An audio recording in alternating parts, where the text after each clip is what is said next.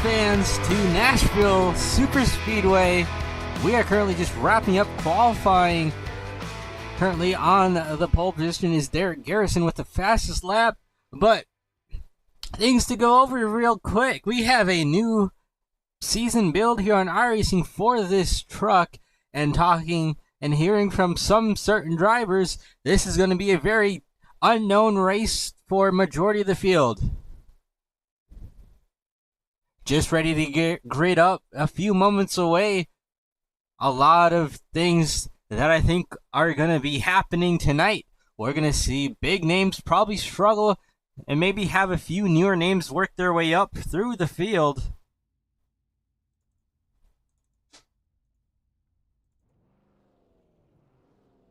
Let's get these trucks on the grid and ready to go. A lot of talk heading into this race. A really fun and interesting track. A lot of tire wear that drivers are expecting. And it being sunny and slick, that is definitely going to play into a big factor for tonight's race.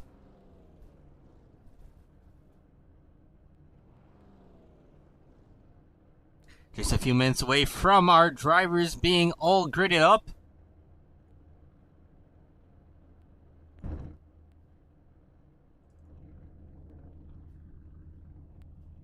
Let's go ahead and go over our little weather report. 89 temperature out, with winds just 1 mile an hour to the northwest. Clear skies, don't see any clouds up above. And then our track temp is 118 degrees. Very hot, very slick. Definitely going to be some drivers with handling issues tonight.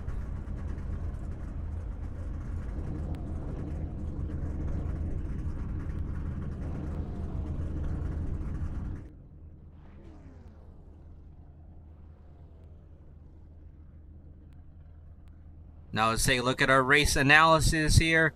Race length, 150 laps. 195 miles total. First stage will be at lap 75. Then our final stage will also be 75 laps. Pit road speed 45 miles an hour. 5 total tire sets, 4 behind the wall for these drivers to change. That also comes with a fast repair. And then our fuel window is estimated between 50 and 57 laps. So we will have to pit once in this first stage, as well as a potential second pit in that second stage if these drivers are able to keep it green all the way to the finish.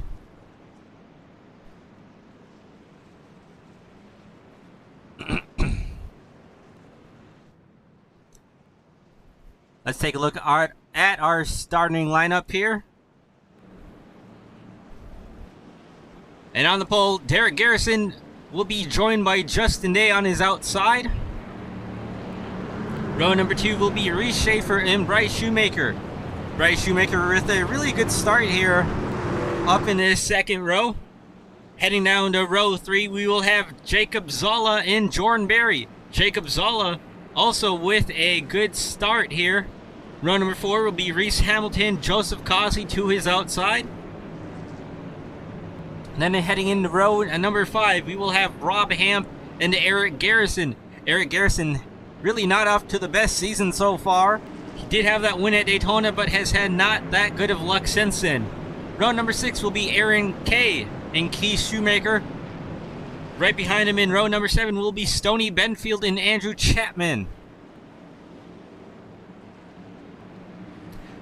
Row number 8 will be Brock Piper, Colby Jackson. Then row number 9 will be Joey Gatania, I believe I said that right, and Ron Holyfield. Then some guys back here who didn't qualify: Landon Matherson, Dylan Carrier. Row number 11 will be Justin Levine, John Barry. And then rounding out the field in the final row will be Max Cost and Jim Foskett. That is your field. Pace getting set to take the hard left turn off. Derek Garrison and Justin Day will lead us to the green flag. Starter's got the flag in hand. We're racing at Nashville Superspeedway. And carnage already in the back. That's Justin Levine around. And I think also the 63 of Max Cost. And I'm not quite sure else who is back there. I think that's a 74 of John Barry. Early issues here.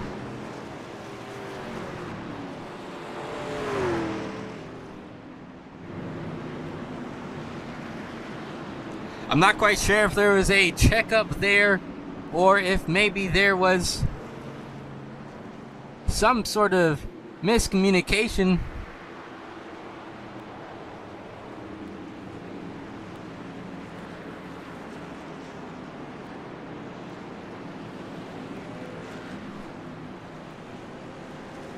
So not able to make it past the start-finish line, and early issues for some of these drivers.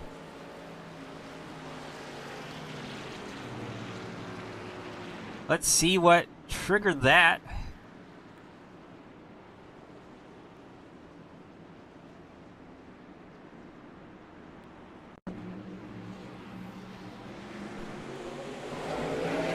A little bit of a checkup there from the 26, and the 19 got into the back right there. I think that was the 19 of Dylan Carrier. So 26, I'm not sure if he had issues or maybe he thought the field ahead was checking up.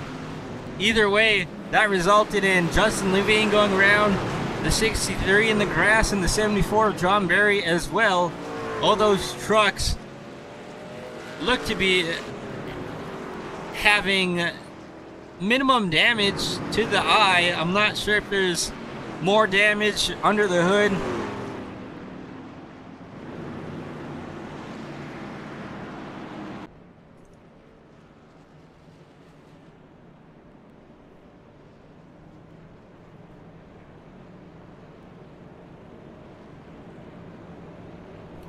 Either way, early issue for some of these drivers in the back half of the field.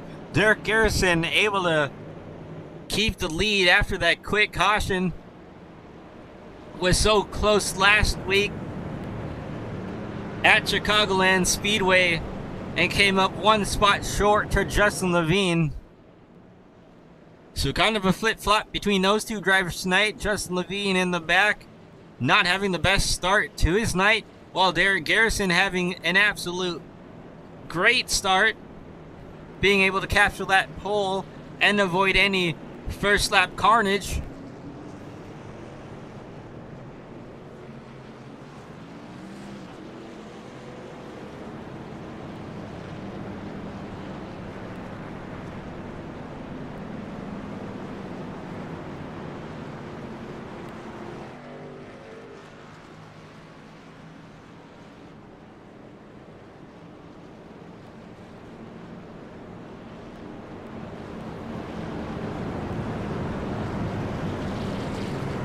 Alright, we're gonna line these guys up and we're gonna try this again. We'll kind of call this the green flag 2.0 right here, as we really didn't make it that far in the initial green flag run.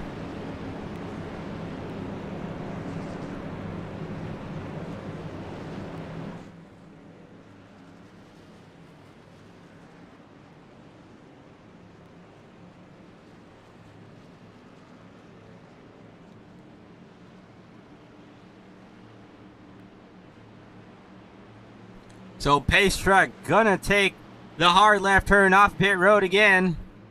Starter's got the green flag back in hand. Let's try this again. We're racing from Nashville Superspeedway once again. Derek Garrison with a great start over Justin Day in second place.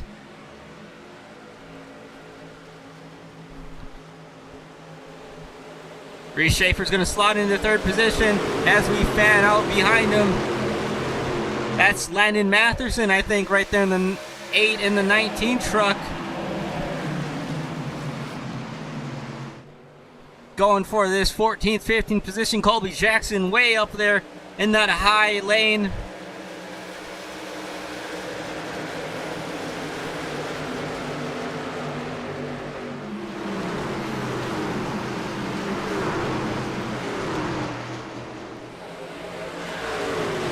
Colby Jackson, one of these drivers that we see early on in these races, be the first one to explore these other racing lanes.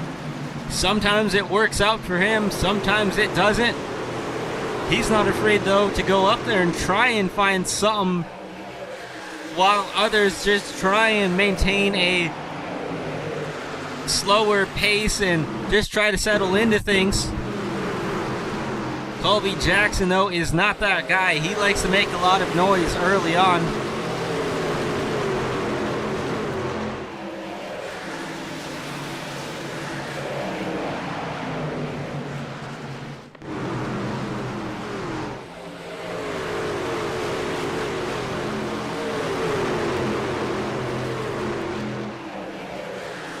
Colby Jackson right there with a little bit of a checkup and a little bit of a nudge there from the 14, trying to avoid.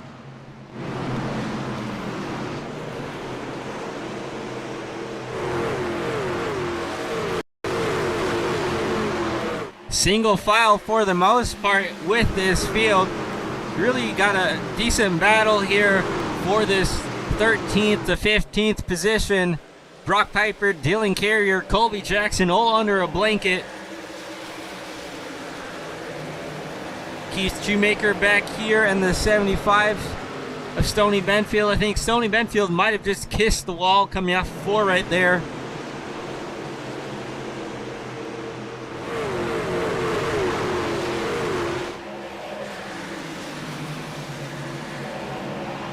An aggressive move right there from Colby Jackson to dive down low beneath the 8 truck. That's going to open the door now for this 19 of Dylan Carrier to make a move on the 8 truck as well. Missed the bottom lane right there. You saw him hit the yellow line, washed up a bit. He's going to lose a little bit of momentum there coming off of turn 2.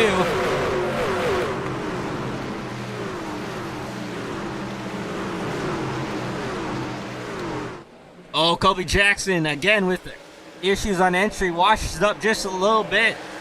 Dylan Carrier on that high side, able to get a really good run. Should be able to clear Colby Jackson heading into 1.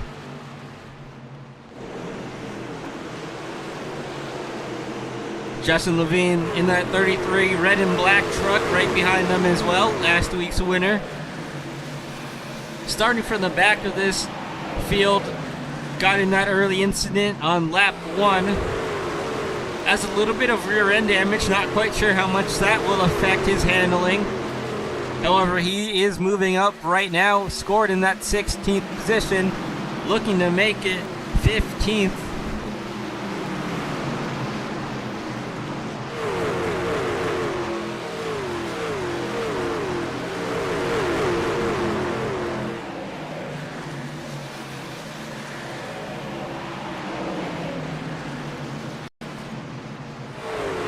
Now put Justin Levine up to that 15th position. Little bit of rear end damage on that race truck, but that's not slowing him down. Dylan Carrier might have gotten in the wall ahead of him and slowed himself up a bit. That's going to open the door for Justin Levine in this 33 truck.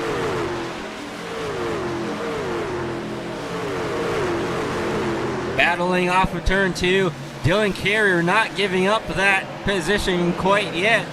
Justin Levine, though, charging hard into turn 3 and 4. He's going to be able to stay even and maybe try and force Carrier up into a mistake.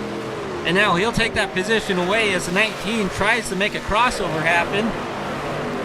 Not going to make it stick, though. Back up front, Derek Garrison holding off Reese Schaefer and Justin Day. Continuing where he left off from last week with a very dominating first half of the race. We'll see if he can back that up with a win tonight. Or if maybe Reese Schaefer or Justin Day steal a win later on in this race like Justin Levine did to him last week.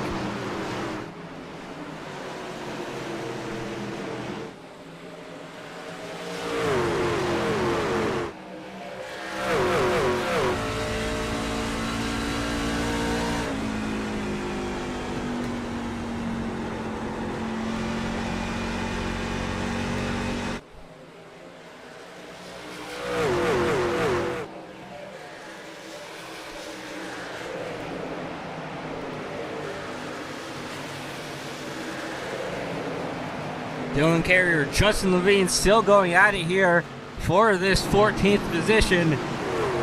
This 19 has really held his ground here in the second lane. Not allowed Justin Levine to quite clear him yet. I'm not quite sure really what this does for that 19's tires on this long run. Oh, Justin Levine washing up. A little bit of a door knock right there in 3 and 4. That's going to open up the door for Colby Jackson to pounce on Justin Levine again.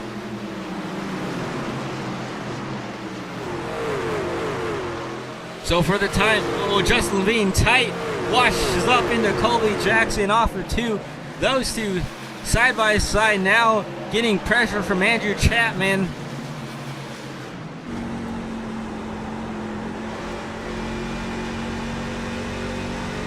That 19 truck, though, for the time being, has cleared these drivers behind him, and he'll be able to kind of set sail on that 15 and put a distance between him and those guys that he was just battling.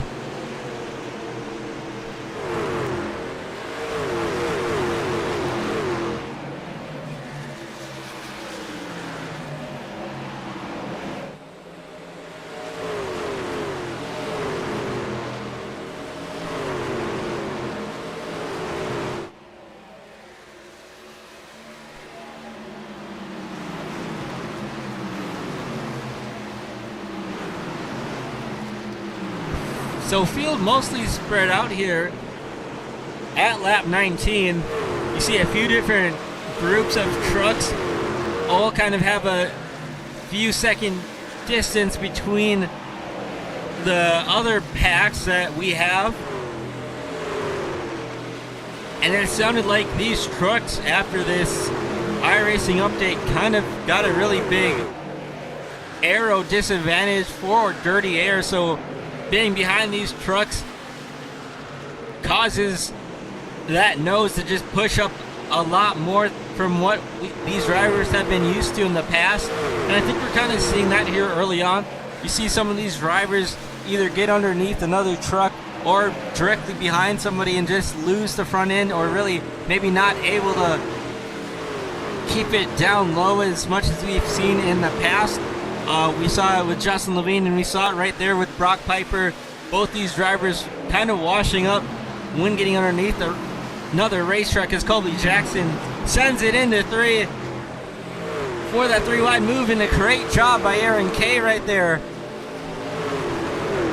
Almost went around. Aaron Kay able to hang on to it. I'm sure he's not going to be too pleased about that.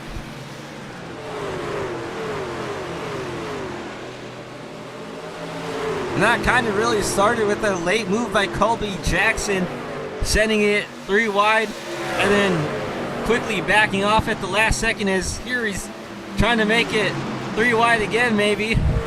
Getting this 19 truck a little squirrely. That's Brock Piper there on the high side in that black and white 15 truck. Colby Jackson continuing to be very aggressive here early on. Maybe a little too aggressive as he slides up into that 19 truck yet again.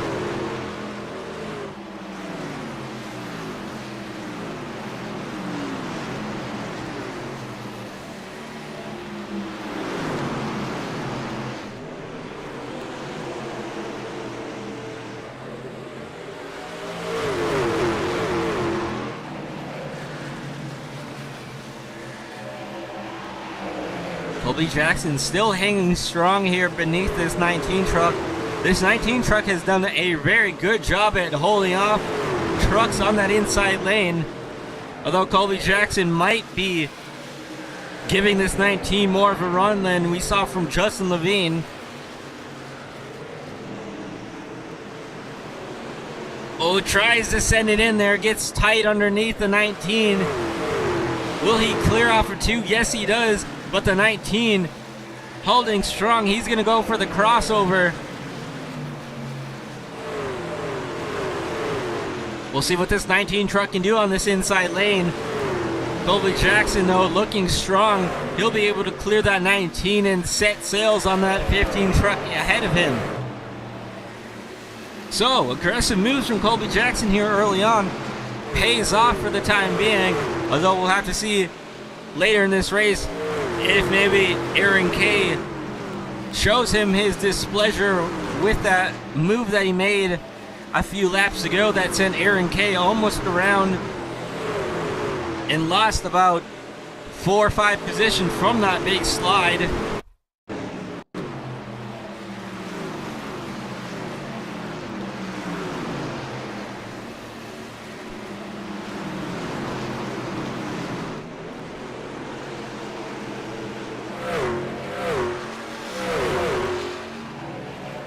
A little further up front, we have a battle here for this 6th, 7th, 8th position. That's Eric Garrison, Jordan Berry right in front of them. Bryce Shoemaker losing a spot there to Reese Hamilton. Reese Hamilton there in that inside lane.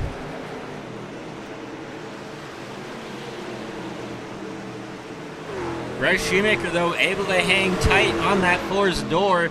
Maybe because that 4 to lose some momentum coming off of 2. And now Bryce Shoemaker will get that spot back for the time being. Reese Hamilton, still, we saw it last week. He did really good on these longer runs. Had a little bit of an issue on pit road at Chicagoland in that first stage, which set him back a bit.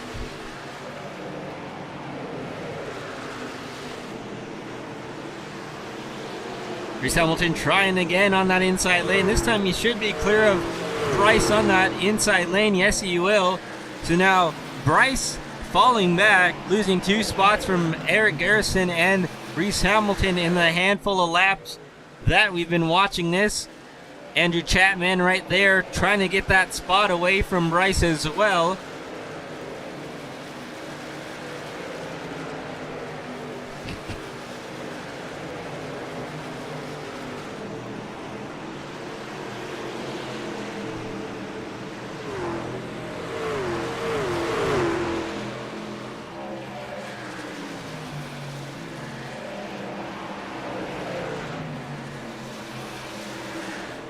Still side by side going into 3 and 4. 54 truck and the 18. Yes, the 18 truck very close there.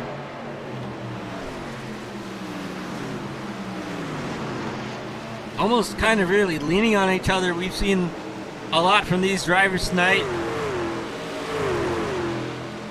So far, everybody able to keep it under themselves, though, not really doing too much when it comes to overdriving it and potentially making contact. Very close racing, but very clean and smart racing from these drivers so far tonight. Bryce Shoemaker continuing to try and hold off this 18 truck as the 18 slides up right there. Big moment right there for that 18 truck. On entry, it looks like a great big handful. Might have just been trying to get on the brakes a little too hard, maybe not enough.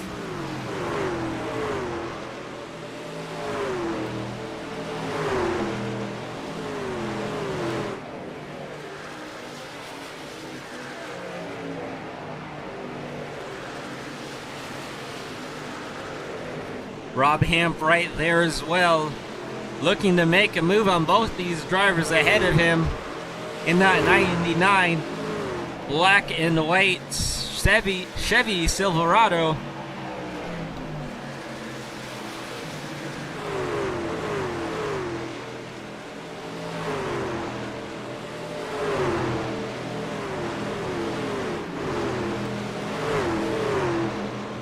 Keith Shoemaker back here in this 88 Valvoline truck. Very beautiful paint scheme for Keith Shoemaker, as he's going to get passed by that 74 of John Barry for the time being.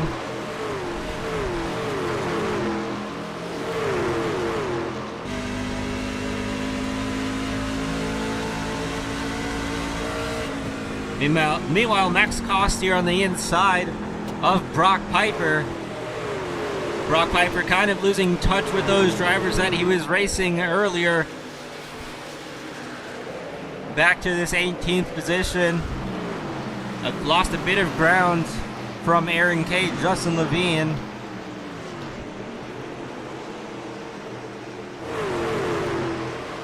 Max Cost also here. I believe this is his first start of the season for him and his 63 machine. I could be wrong. It could be second start, but either way, always glad to have Max in this series, and great to have him be able to come out here tonight at Nashville Superspeedway and try and compete in tonight's races. Rob Hamp, Bryce Shoemaker leaning on each other going into turns 1 and 2. Not a lot of room between those two drivers.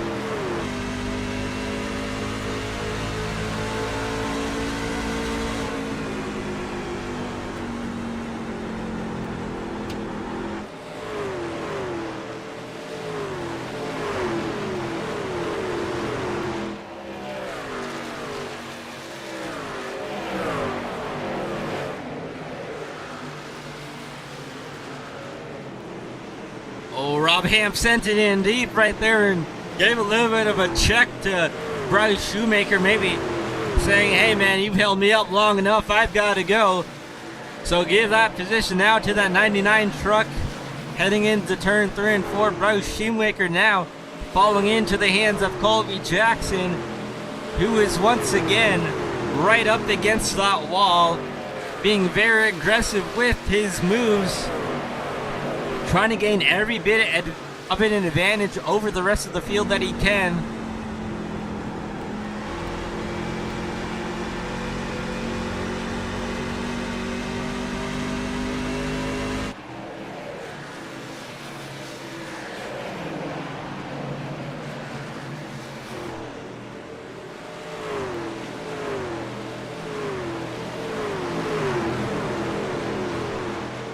Now Bryce Shoemaker, Colby Jackson with a great run. Oh, I think that's a 75 of Stoney Benfield. Tried to use that front straightaway and his truck did not like that one bit. A handful right there going to turns 1 and 2. Sideways, really.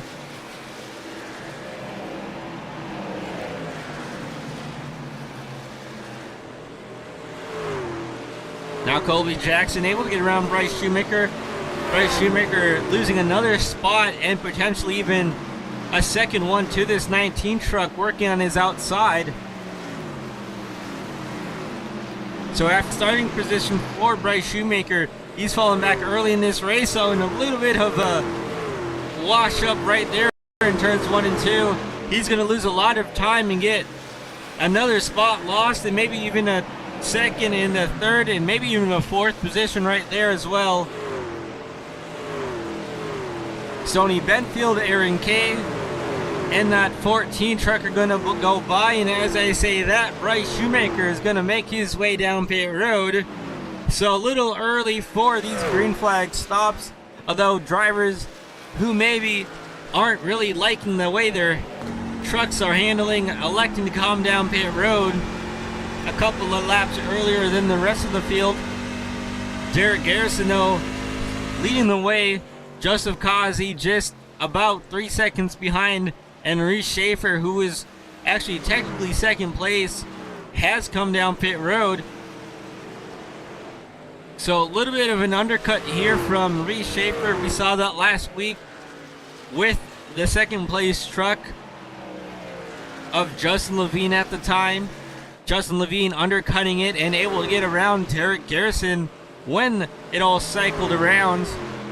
We'll have to see if that's the same thing that happens tonight, or if maybe Derek Garrison is able to make that difference up into tonight's race. 15 of Brock Piper looking to get one of his laps back. Currently he scored 2 laps down. He'll get at least one of them once he goes by Derek Garrison here.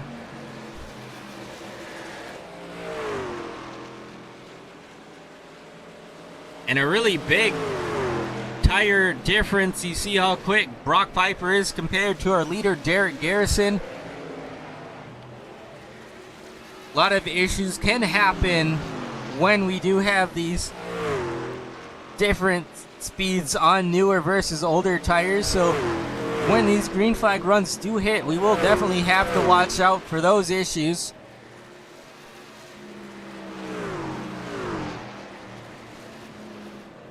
Justin Levine electing to come down pit road as well. We'll see what Derek Garrison decides to do. He's actually going to keep running laps. So I'm a little surprised by this strategy call.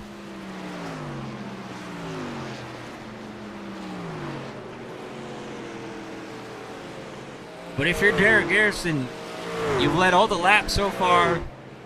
And if you're on that one truck pit box, you probably have some sort of game plan that you're talking to your driver about, and you're probably wanting to stick with it for the time being. When we see stuff start to change, that's really when we have mishaps on pit road and drivers making mistakes.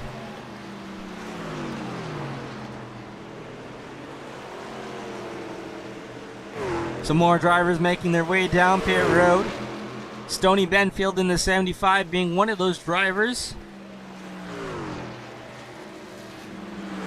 So half the field, maybe just under half the field have yet to come down pit road, while the rest have made their green flag pit stops in this first stage. Remember, first stage is at lap 75.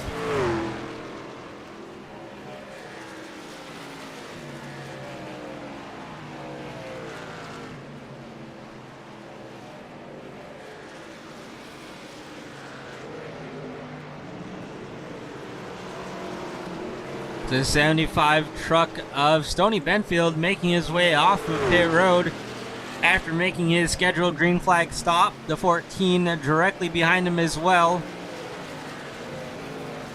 And Derek Garrison now making his way down pit lane. 45 miles an hour down this pit road.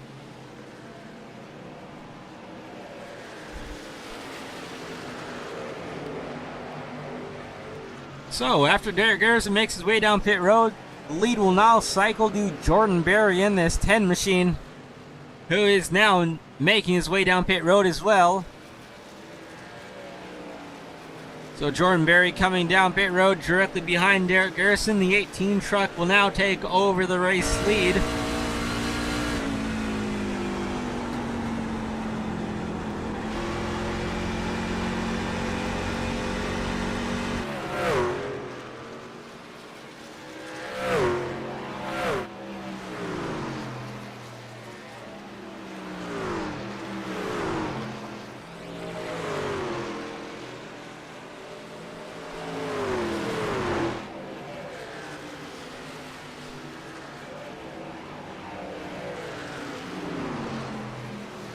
That's Justin Day and Bryce Shoemaker behind this 18 truck, trying to get their lap back. Justin Day going high, Bryce Shoemaker going low. So put the 18 in the middle, just trying to lead some laps for the time being, as these other drivers trying to get their laps back.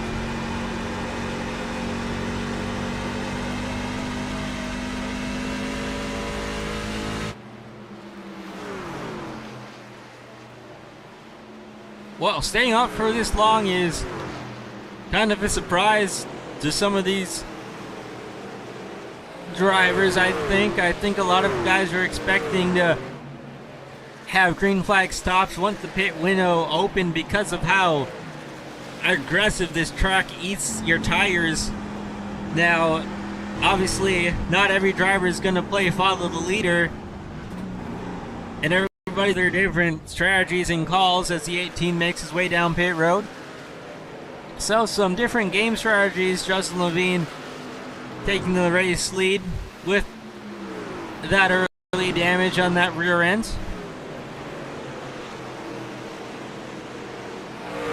Now, if you're Justin Levine, I kind of like this call. You definitely had some sort of handling issues on this race truck from that early lap 1 incident. You weren't really making time up. You were more so losing it, but not because you were doing anything wrong, just because of the way that truck was handling. You couldn't really get 100% out of it, and by cycling your way to the race lead, being able to build some laps and get off strategy, this should help you when you do come down pit road and maybe help gain a few spots on these drivers who will be on older tires when you cycle through. And obviously he'll probably want to get that damage fixed at the end of this stage at lap 75. I'm not quite sure if he'll use his one fast repair that he has. I don't think it would really be worth it. But you would probably want to get that thing banged out and be pretty straight so that you're not having that aero disadvantage like these other trucks who have that clean rear bumper have.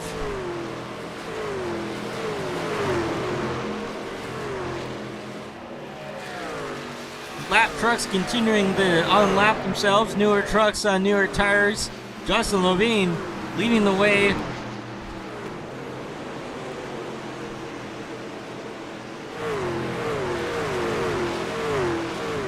Now we have to go back almost 5 seconds to second place of Reese Schaefer.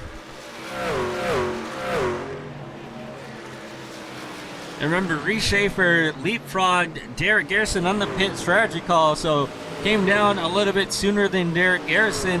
That's why those two have such a large gap in between them right now. But as you start to watch the time go down between those two drivers, you'll kind of notice the tire difference starts to even out. I'm sure Derek Garrison will probably be able to catch Reese Schaefer. It's just, I'm not sure if we'll have enough time to pass him.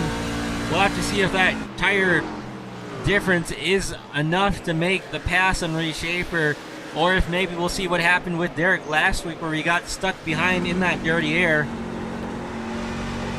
as Justin Levine makes his way down. So that'll finish the completion of these green flag cycles.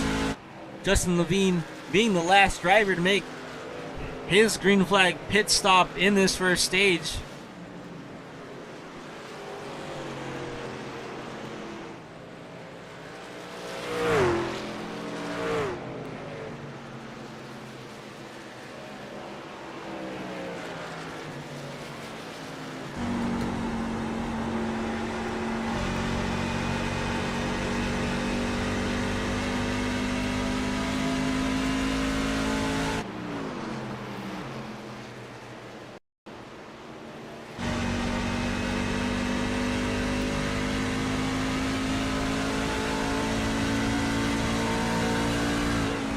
Six and a half second difference from second to first place of Reese Schaefer. Reese Schaefer gonna have to deal with some lap traffic here before the end of this stage. That's the 47 of Jim Foskett right ahead of them, and then John Barry, I believe, is right ahead of him.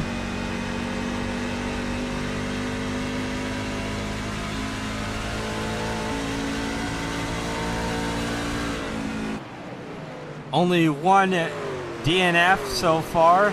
That's the 8 truck of Landon Matherson, after having early connection issues, was not able to get it back out on track. So he'll be scored in that last place of 24th.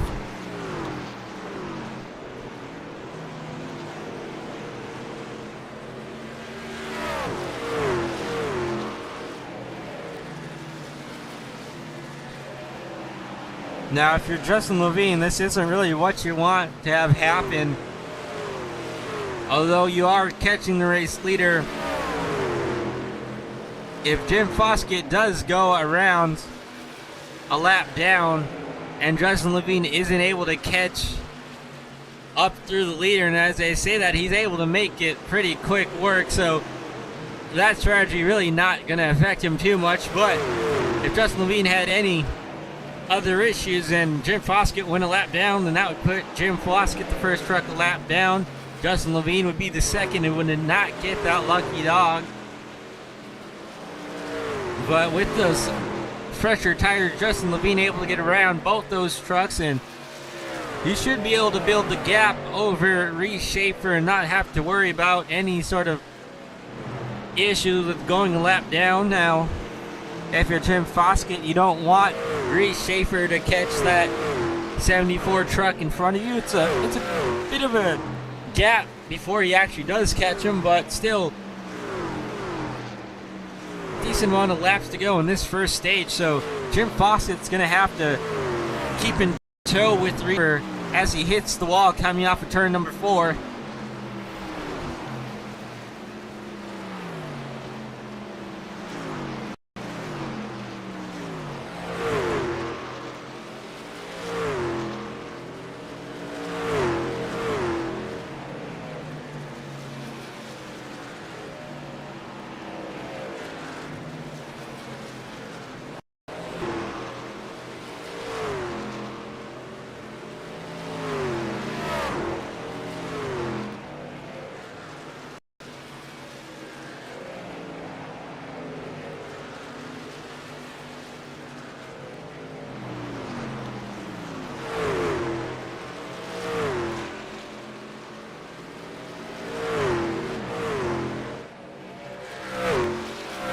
Just over 10 laps to go in this first stage at Nashville Superspeedway for the Showdown Truck Series.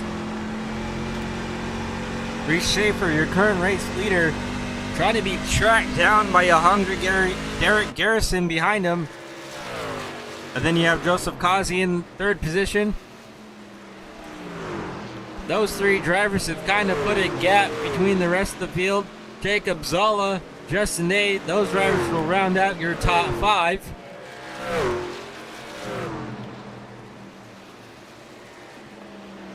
There's Reese Schaefer in frame, and if you look behind him on the front straightaway, when we get a shot, you should be able to see that white and blue Toyota Tundra of Derek Garrison, who is not too far behind. There's Derek. And there's Reese Schaefer, so the gap closing.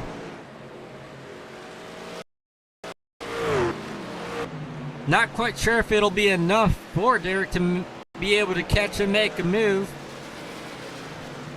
But he is definitely coming, and he does have the speed for sure to try and at least make something happen.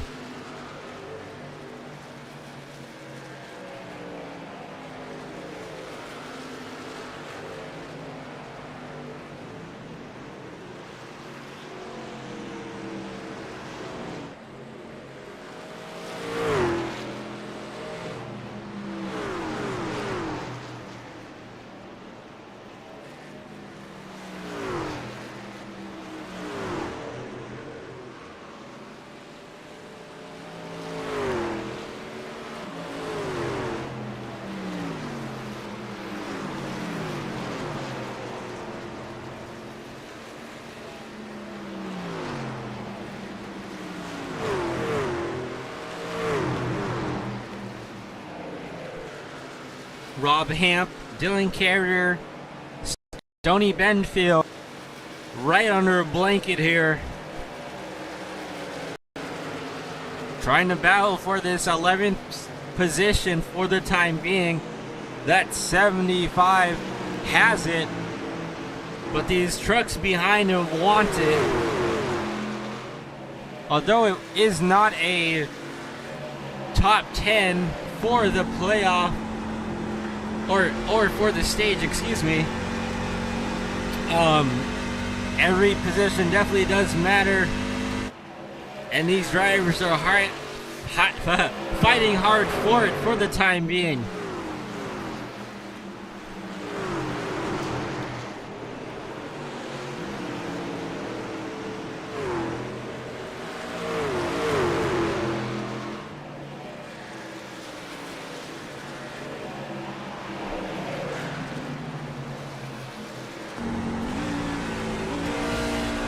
A little bit of a shift there on the 19 truck, sounds like, down the third up to fourth right there. So some different techniques from these drivers. Some maybe electing to keep it into fourth and roll the corners a bit more, while this 19 shifted right there in 3 and 4. Doesn't shift in 1 and 2, but really kind of shows you the different driving styles that these drivers do have.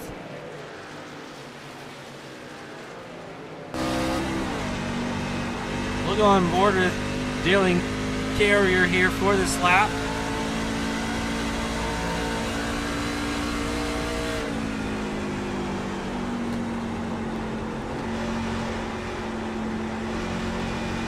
So electing to not shift in 1 and 2, and we'll see if he shifts again in 3 and 4 here. Gets the truck rotated, pointed down. Doesn't shift this time, so looks like he's definitely choosing certain times to shift and when not to shift. I'm not quite sure if it's really a big advantage here in these trucks, although if you do get it slowed down enough, it probably would be. It's really, I wish I could say, like, I wish I could say I knew how these trucks drive. It's just this big overhaul that they had happen really changed the game of how these trucks are driven, and I haven't been able to experience that at all, so I really don't have any input from that point of view. We'll have to ask some drivers after the race and get their thoughts on how it handled out there tonight and what really the big difference was compared to last week when we didn't have this overhaul.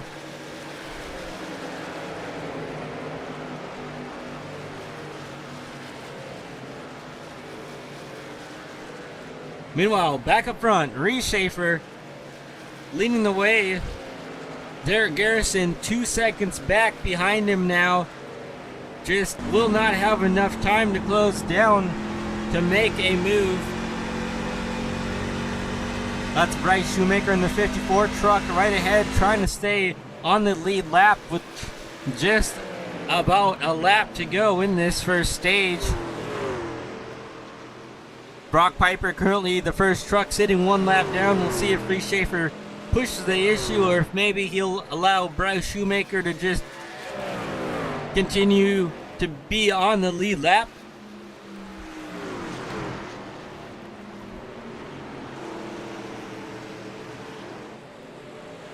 And Reese Schaefer does have a big enough difference to where he really doesn't have to push the issue on this 54 truck, as they're just half a lap away from getting this first stage under the belts.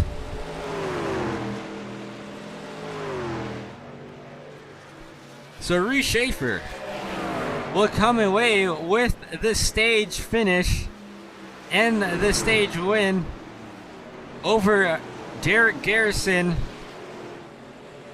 Joseph Kazi, Jacob Zala, Jordan Berry, Justin Day, Reese Hamilton, Colby Jackson, Andrew Chapman, and Stoney Benfield will be your top 10 drivers at the line.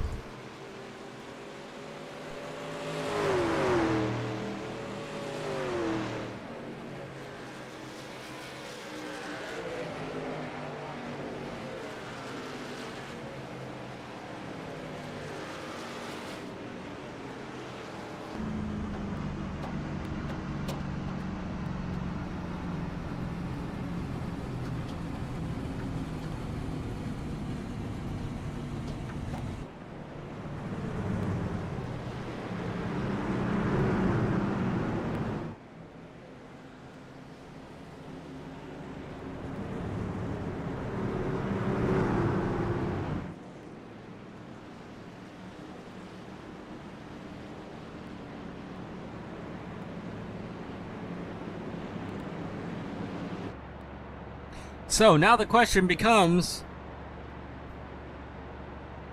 what do drivers do differently in this second stage when you get the green flag back out again Is there going to be any sort of aggression level that picks up? Or are we going to see drivers maybe try and take it a little bit more easy, trying to save their tires for the longer run? We saw the field kind of spread out quite a bit in those first 75 laps. Again, we'll have to pit at least one more time if this thing goes green all the way to the end.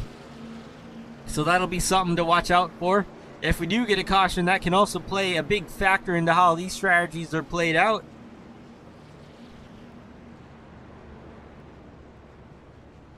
And if you're Derek Garrison, you might be a little bit mad at yourself. That's the second stage, or at least coming down to the wire, where you've gotten leapfrogged at the last second and lost the lead on a green flag pit stop. And I know that the win is the bigger picture, but clean air is definitely king. And right now, Reese Schaefer has it. Derek Garrison wants it back.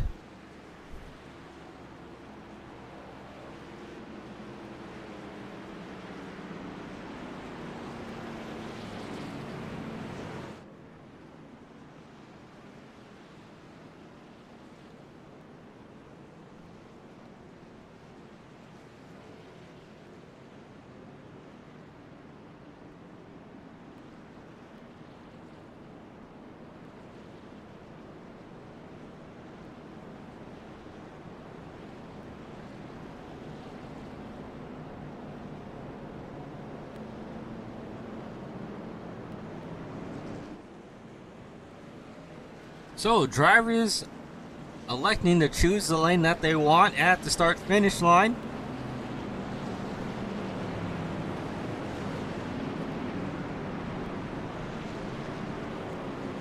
The 73 in that bright yellow and blue truck in that third row. We'll see what he has to say on this restart. See if he wants to make any noise or if maybe he plays it a little bit calmer, but knowing how that 73 rolls, I definitely think we'll see some sort of aggression level out of him on this green flag restart.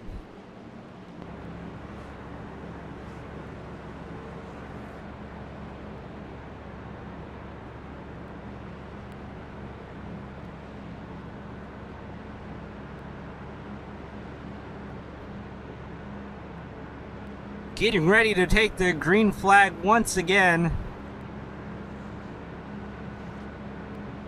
Pace truck pulling the hard left turn off the racetrack. Starter's got the green flag in hands. Green flag, and we're back under racing at Nashville Superspeedway. Reese Schaefer with the early jump. Joseph Kazi with an excellent restart on that inside lane. That's going to put Derek Garrison back to third, potentially even fourth position, as we got trucks sideways and all over the place back here in this 14th to 15th range. 3 wide for the time being, heading into turn 3 and 4. That's Aaron K. Aaron K had that early little mishap with the help of Colby Jackson. Aggression level picking up just a bit here.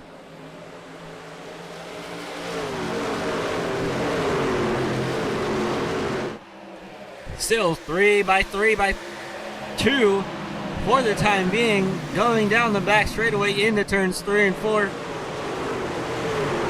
That's the 18 truck in the middle.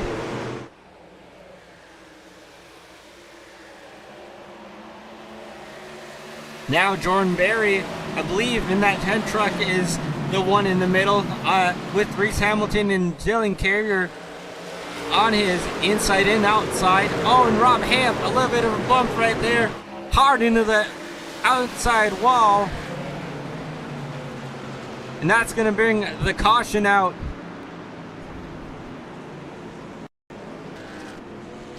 Heavy contact to that front end on that 99 machine.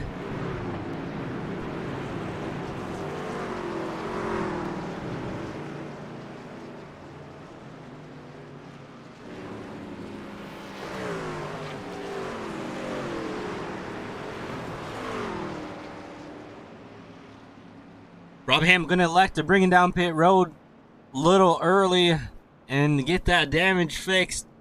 Heavy front end damage after hitting that outside wall. Nose for first. Let's go ahead and take a look at this replay.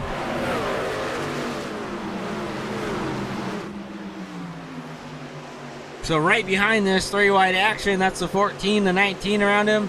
Maybe a little bit of a bobble. I'm not quite sure. Let's see that one again.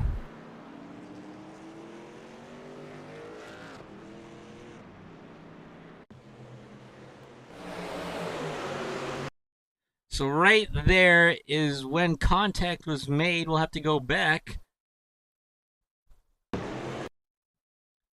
Looks like the 14 might have been expecting that 99 to sweep out a bit on the exit and just made contact and hard into that outside wall goes the 99 machine. Unfortunate night for him for the time being. He'll definitely take that fast repair and try and make up some sort of positions.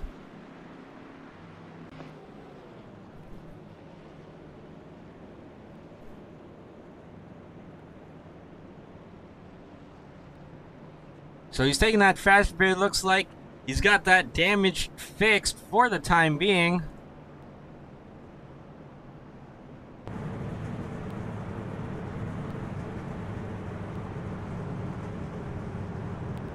On board with Eric Garrison, looking back at Rob Ham.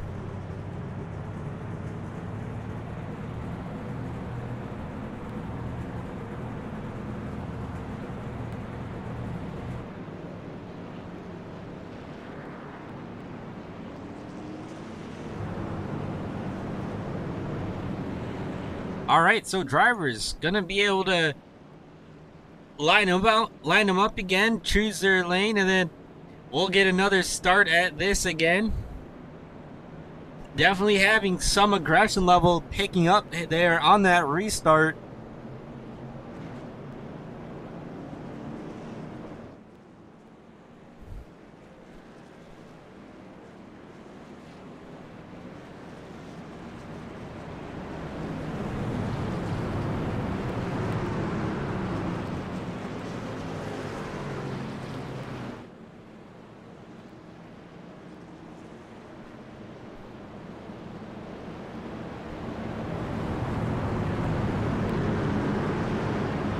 New face up on that front row, although are we surprised? Not really. That is Colby Jackson in that 73 machine. Fully expect him to try and go all out for the race lead here on that high side. We'll see if he's able to hang on to it. Derek Garrison now back to that 4th position on that high side. So not a restart that Derek wanted to have happen. He's going to have his restart go absolutely perfect here for a chance to battle Reese Schaefer and Joseph Kazi, as well as Colby Jackson for that clean air. Field into the box, getting ready to go green flag racing once again, and we're off and away from Nashville Superspeedway.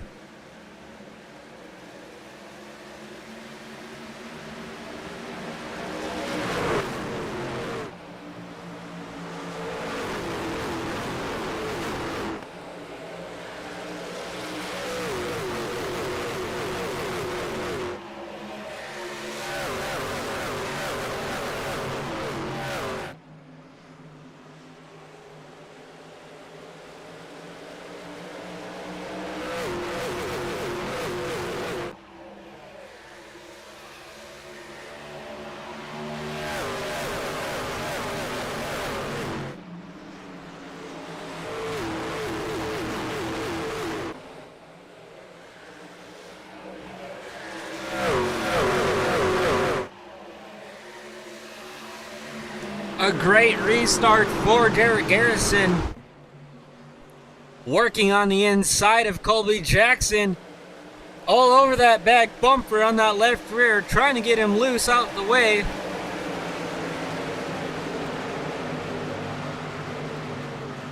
Allows Colby Jackson to have a little bit more breathing room into 1 and 2. Meanwhile, Reese Schaefer just using that to pull away inch by inch over the rest of the field. But a great restart from Derek Garrison puts him in a really decent position here. However, he's got one of the hardest drivers to pass in front of him.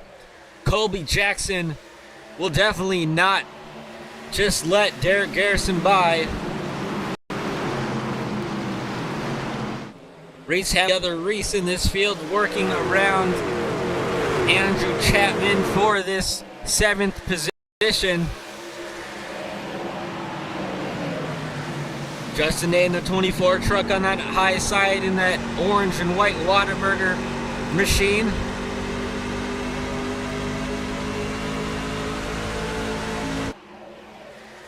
Three wide on the front. Andrew Chapman says, I want those spots back.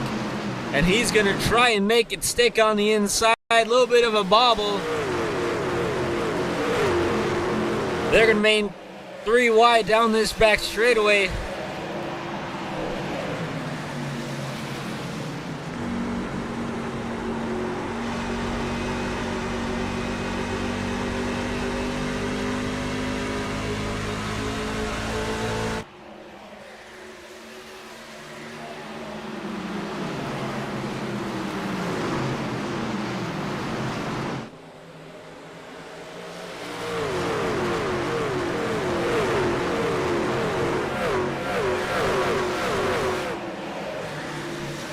Dylan Carrier giving a little bit of a push there to Reese Hamilton to get them both by that 18 truck, who has a little bit of a wiggle there on entry and loses that momentum that he had. Now getting some help from Jordan Berry behind down this front straightaway.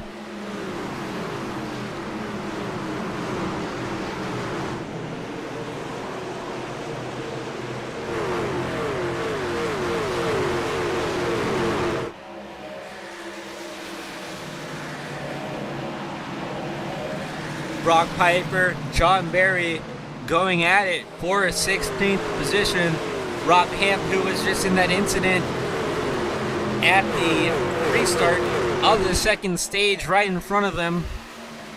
Rebound to 15th currently, trying to make up some spots as he's going to try and put the pedal down to get around to Aaron Kay on that outside lane.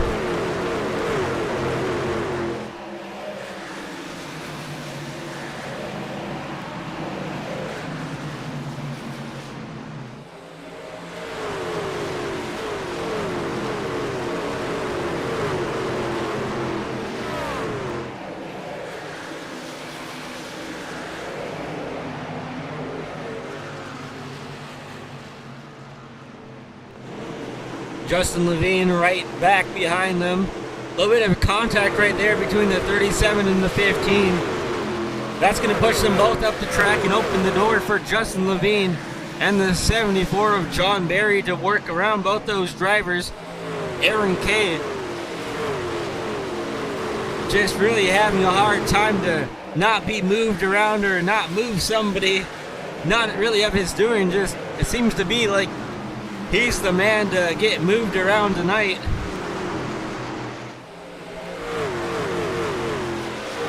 Justin Levine, we talked about him earlier as well, trying to rebound from that lap 1 incident. Looks like he's got that rear end damage fixed, so he should be able to try and make some ground up on the field in front of him as long as this thing goes green till the end, or at least for a decent amount of time. I think Justin Levine will be able to make some time and some ground up.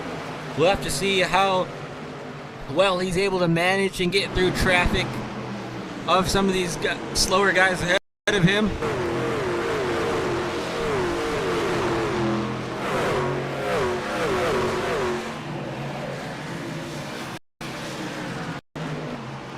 '74, the 75, and the 15 all trying to battle once again for this position. Brock Piper has had his hands full these last couple of laps. After that contact with the 37 of Aaron Kay, he's now having to defend off the 74 and the 75 directly behind him.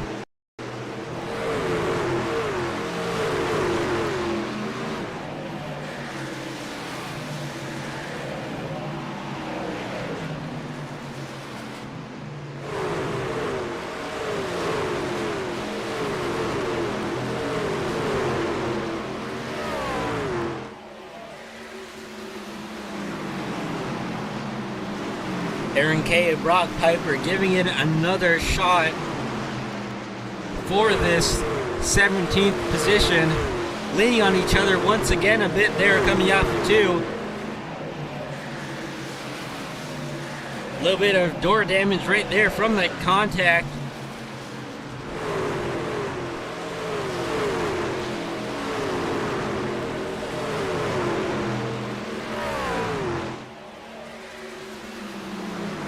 Hard racing for these guys in the 16th to 17th position.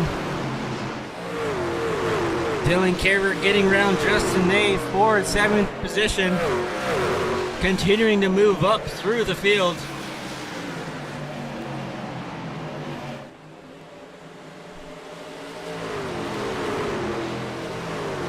Back behind him, Eric Garrison in that 5 truck. Honestly, Eric Garrison just needs to be able to finish this race tonight, and I think he'd be able to say that he had a successful night if he is able to complete it under green without any significant damage. And as I say that, almost a scary moment as that 14 truck washes up.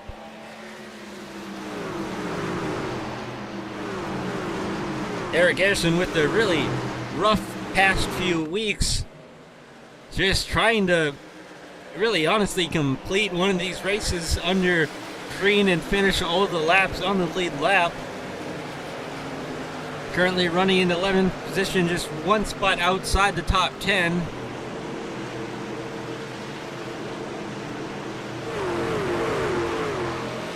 Back up front in 4th position, the other Garrison brother of Derek Garrison, losing that spot to Joseph Kazi, but also now trying to work around Colby Jackson, as Joseph Kazi able to get around right in front of him.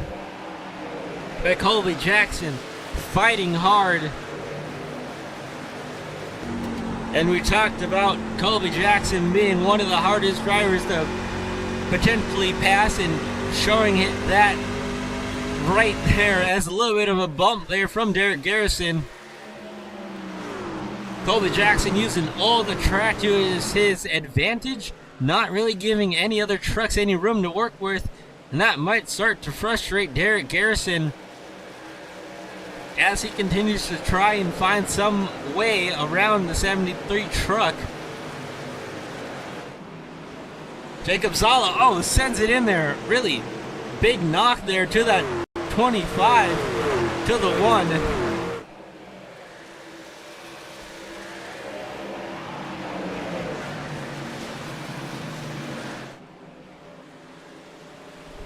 Again, washing up. Jacob Zala not afraid to use that door on Derek Garrison. Not quite sure if Derek Garrison will really be too happy about that. If it continues to happen, I'm sure he's fine with a few little bumps here and there, but eventually you kind of say, what the heck, man? What's the big deal? Why are you bumping me so aggressively so many times and not just giving me some room to work with?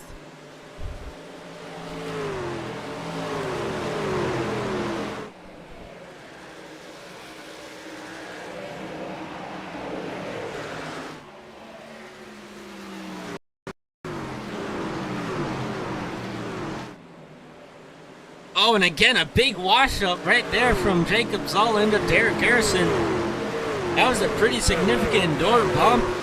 I'm not sure if Derek Garrison is going to be too happy about that, but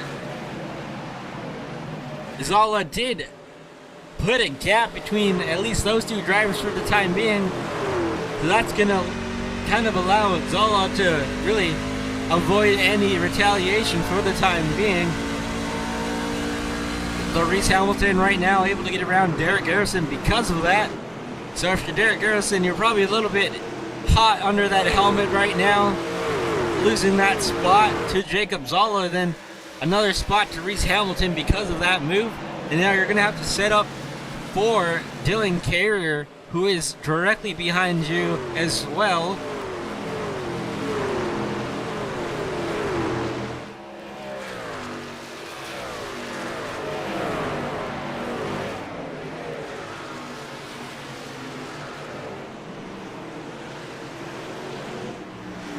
And Colby Jackson, after those aggressive moves, is going to make his way down pit road for what should be his scheduled green flag stop.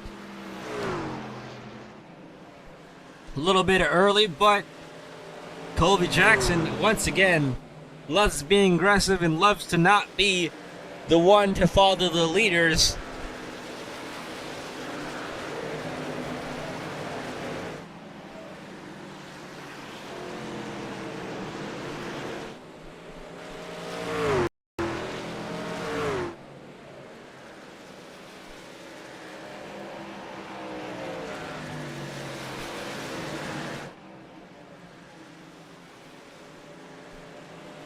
Well, Reese Schaefer putting a little bit more difference over Joseph Kazi in that second position. Jacob Zala in that third position right now. Those three drivers, again, I believe are teammates and are really decent at giving each other notes and giving feedback to one another so that each one of those drivers can be successful throughout the night.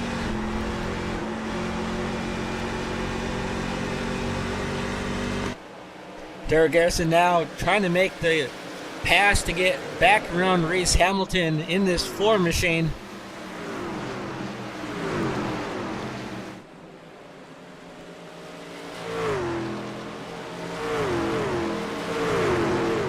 Alright, ladies and gentlemen, while we're at it, we're going to go ahead and step away real quick, and then we'll come back and we'll finish this thing under green. But you guys will not miss this thing, as we will be side by side the whole way.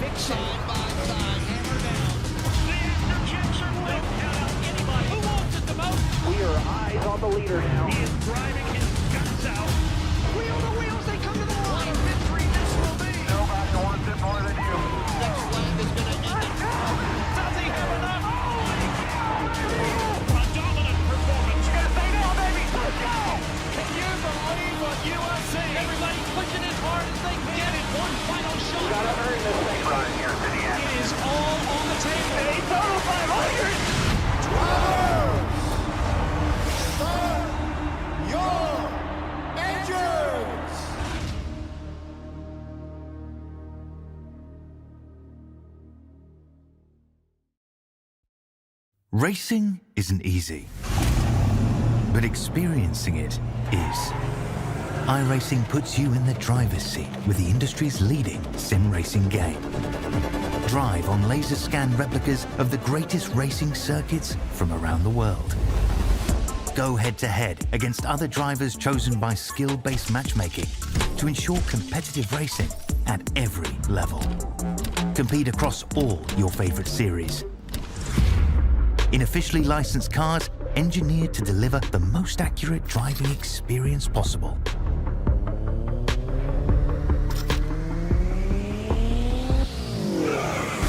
Join a race or host your own with players from across the globe. Race against the computer or in a league with friends. Feel the thrill behind the wheel. Visit iRacing.com.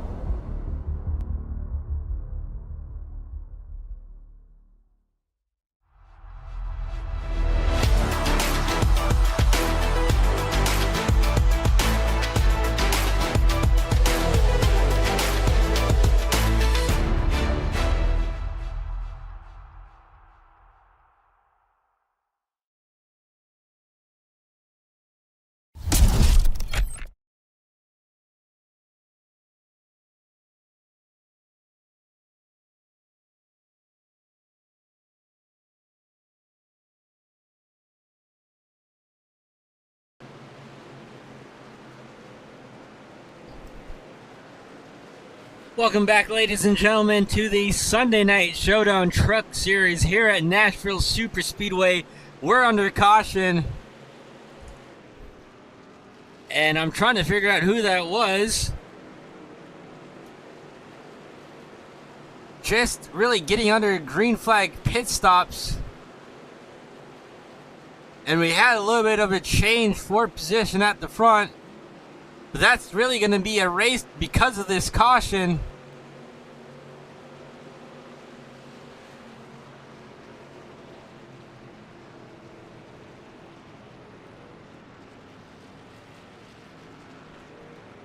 And I believe the caution will be because of the 47 of Jim Foskett, and I believe maybe the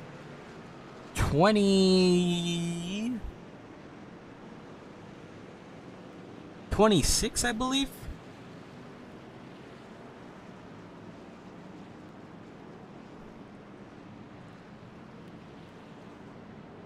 Go back and see if we can see exactly what happened under this caution to bring this out.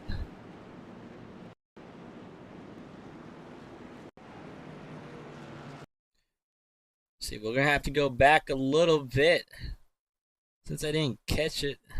Alright, so 47 of Jim Foskett ahead. That's a 26 of Ron Hollyfield behind.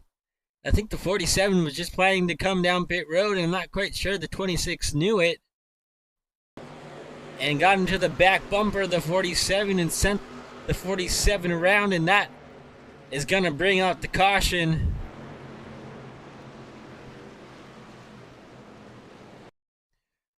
And we'll see it once again here. 47, Jim Foskett coming down pit road, or at least trying to come down pit road, and got a nudge from the 26, not knowing that was going to happen, and around went the 47, backed it into the outside wall.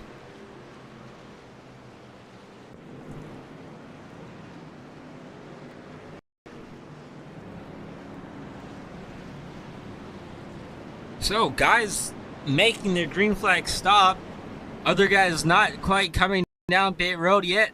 The biggest loser of that, I think, is going to be Jacob Zolla in the 25 truck, who was on pit road at the time, and unfortunately is going to now be scored in that 22nd position. You see him right in front of Joseph Kazi, the current leader, in that black and orange truck. He's going to have to go around and catch the back end of this field, not a lap down currently, but after running third, that caution really hurt that 25 truck and a few others as well. Reese Schaefer being one of those drivers as well, back to currently being scored in that 16th position. The other Reese of Reese Hamilton now on that front row. Derek Garrison, Dylan Carrier, and I believe that's Jordan Berry and Rob Hamp on that third row right behind him. So that caution, really a bad time for some of these drivers. Other drivers, it was a good time. And now we've got a shift out at the front. We'll have to see what Joseph Kazi can do here once we get this green flag out in the air.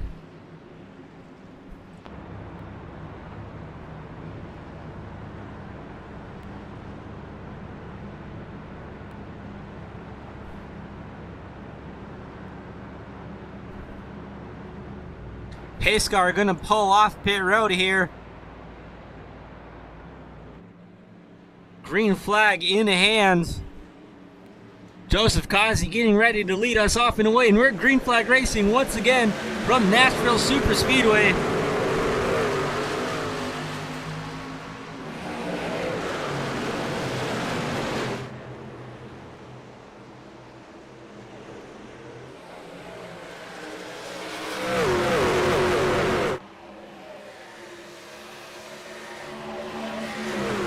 Truck around in the back, I believe that's Keith Shoemaker. We're going to keep it green though, as the rest of the field's going to be charging down this front straightaway.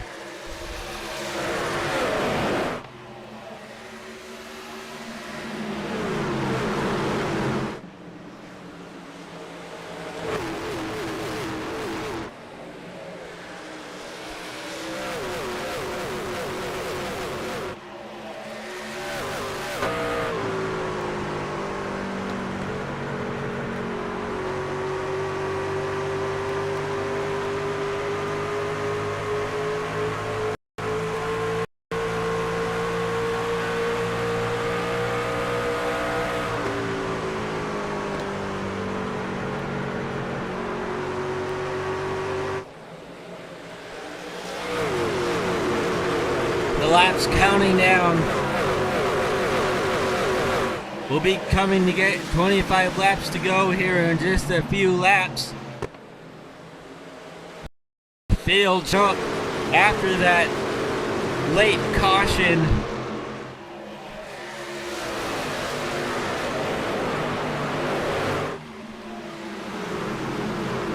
Reese Schaefer, 14th position after leading before that caution. He's got some spots ahead of him that are going to be difficult to make. One being, the 47 of Jim Foskett around. And I was going to say, one of those drivers being Colby Jackson, who's very aggressive. But this time it's going to be Jim Foskett who goes around again after just bringing out the most previous caution. A rough couple of laps for that 47 machine.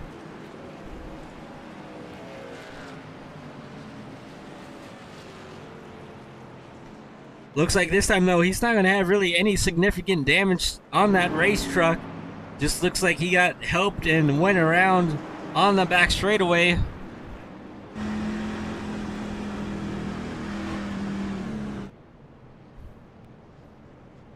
Alright, what happened to Jim Foskett here this time? Let's take a look at it.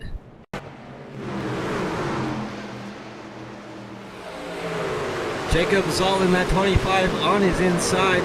Maybe got a bit loose right there, and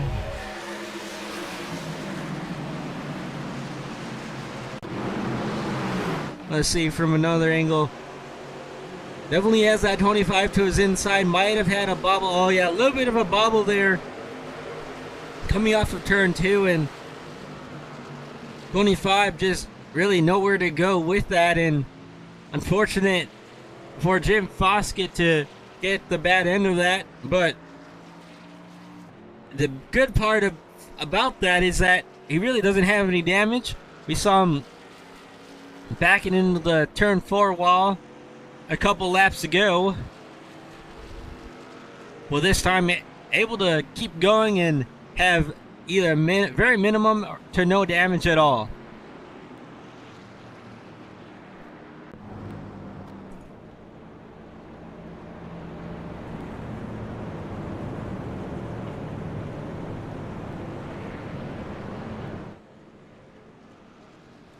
So 25 laps to go there at the line.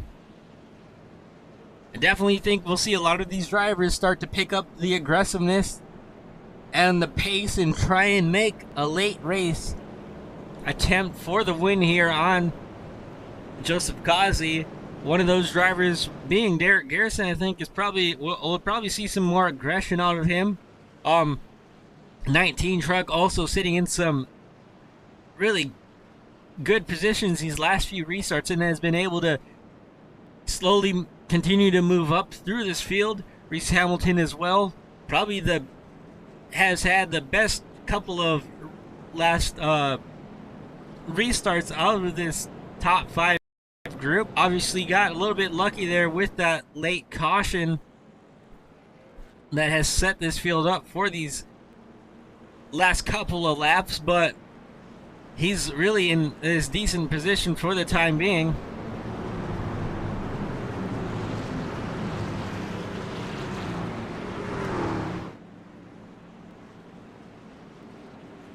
And while we have a moment to go over this, let's go ahead.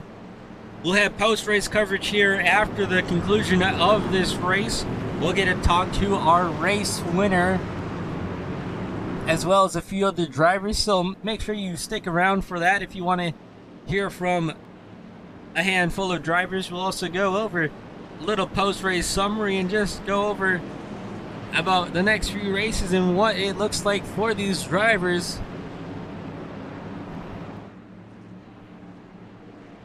Again, make sure you tune in and stick around for the conclusion of this race so you can hear from certain drivers. Right now, though, the field ready to get going once again here in this restart zone in the hands of Joseph Kazi, Reese Hamilton, Derek Garrison, Dylan Carrier. A little bit of a checkup there on that high side. That's going to allow this inside lane to get a really good start going into 1 and 2. Derek Garrison with a great restart. Joseph Kazi as well. Will Reese Hamilton be able to hang on? Yes, he will. So Reese Hamilton, Derek Garrison, side by side down this back straightaway.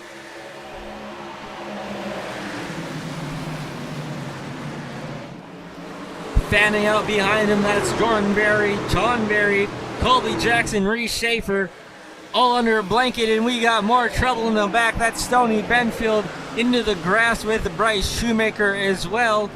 And we're going to get another caution.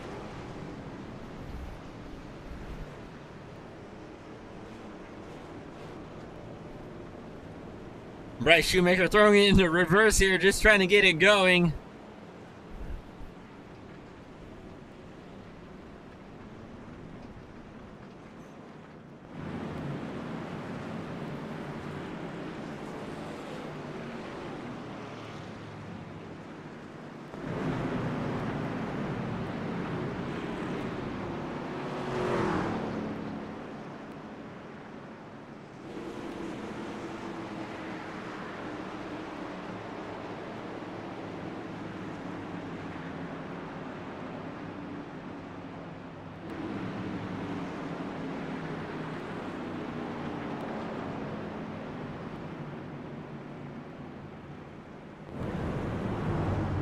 Alright, let's see what exactly transpired this incident right at lap 129.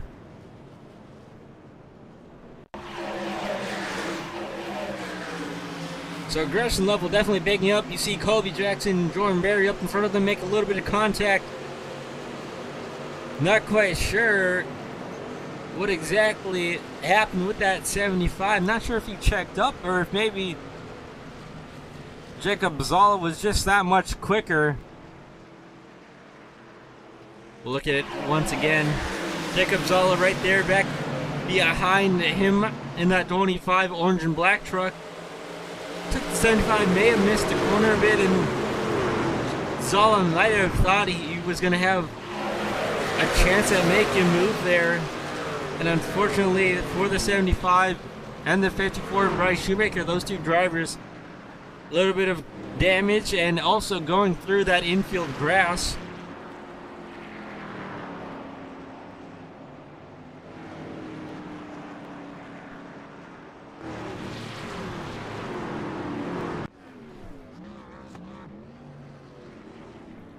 So Stoney Benfield making his pit stop here to try and get some of that damage fixed. Some other drivers also making their way down pit road. I think Jacob Zala actually came over radio or text chat and apologized for that incident. So Jacob Zala taking the blame for that. Really doesn't look like he intentionally meant to have that happen, but either way it happened, and Stoney Benfield getting the worst of that, as well as Bryce Shoemaker in the 54. Those two drivers coming down pit road to get their damage fixed and or potentially get any tires that they have left onto their race trucks for these remaining 20 laps.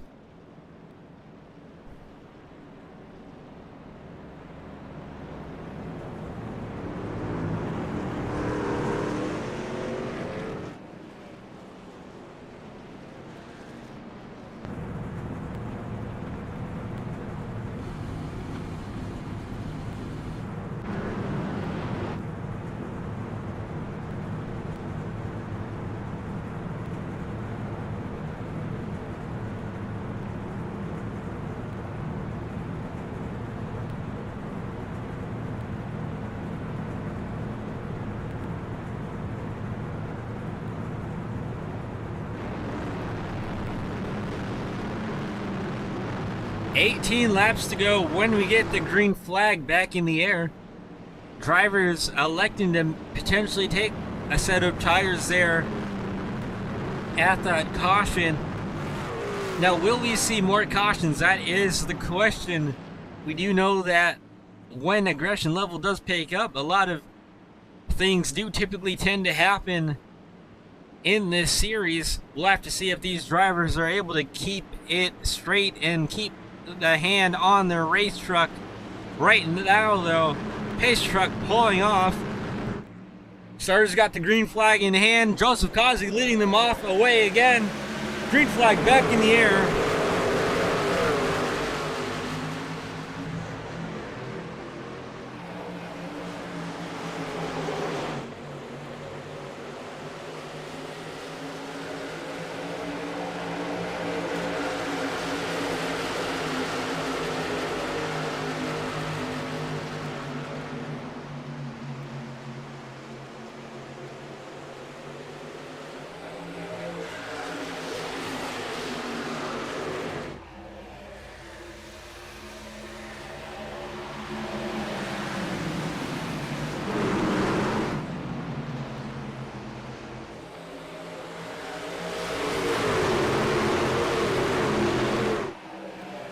Derek Garrison, Reese Hamilton, Dylan Carrier, Justin Levine, Joseph Kazi, all right here, trying to go for the race win with 16 laps to go at the line. And the intense field behind them, the very hungry drivers. Colby Jackson, Rob Ham, Reese Schaefer, all right there in the middle of it. Jacob Zala as well, after having issues with those last two cautions, has put himself in position to potentially go for the win here at the end of this race.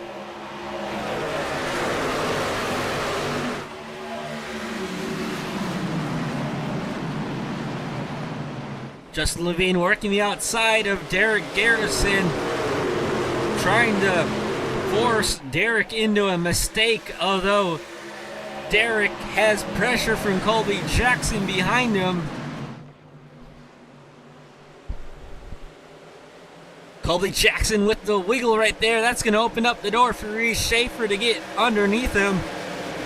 Rob Ham, what will he do directly behind? He's going to give a shove to that 73 truck.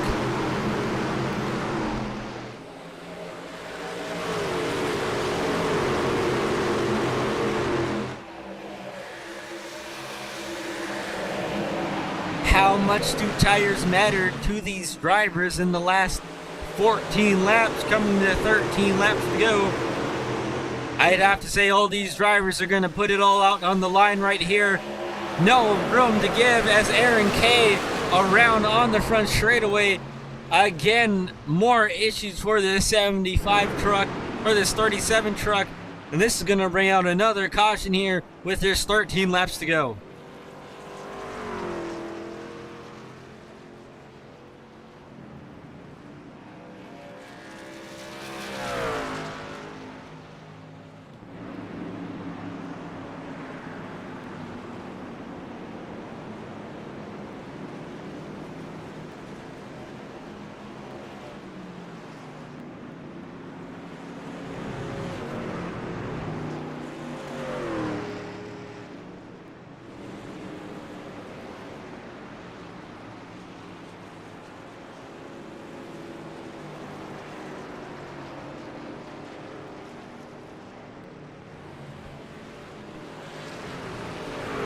So close call for some of these drivers in the back.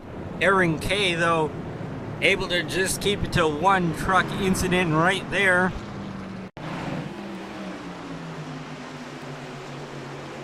See what happened exactly right here. Maybe a little bit of a bobble, and again, oh, looks like he hit the wall off of turn 4 and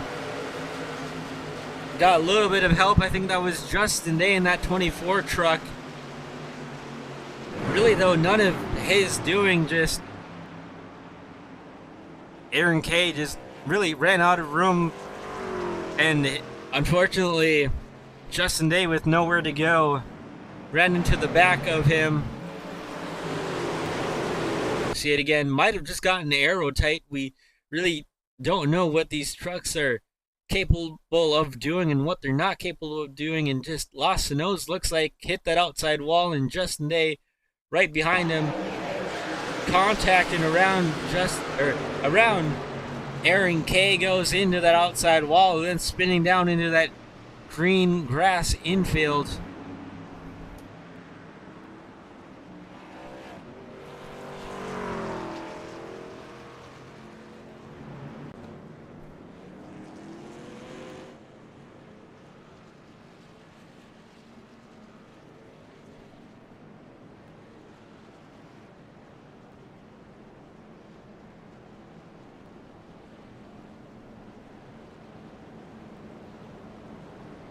So another opportunity for some of these drivers to come down pit road and put on some fresh tires. We're going to have 10 laps to go here when the pace track comes around, and then we'll get the green flag with 9 laps to go, as long as everything continues to go the way that it needs to go. So really not a lot of laps to go if you do decide to come down pit road and take tires this time by. Although you never know, we could see more cautions and more trucks in this first top 5 to top 8 have issues, and then that could open up the door for drivers who may have just pitted there to come on up front and try and make some noise happen. And cautions have definitely been a factor late in these races this season, so really not a surprise that once we had that first caution, a few cautions followed, but we'll have to see and decide on if these drivers are able to keep it to go green all the way, or if maybe we see a potential overtime attempt.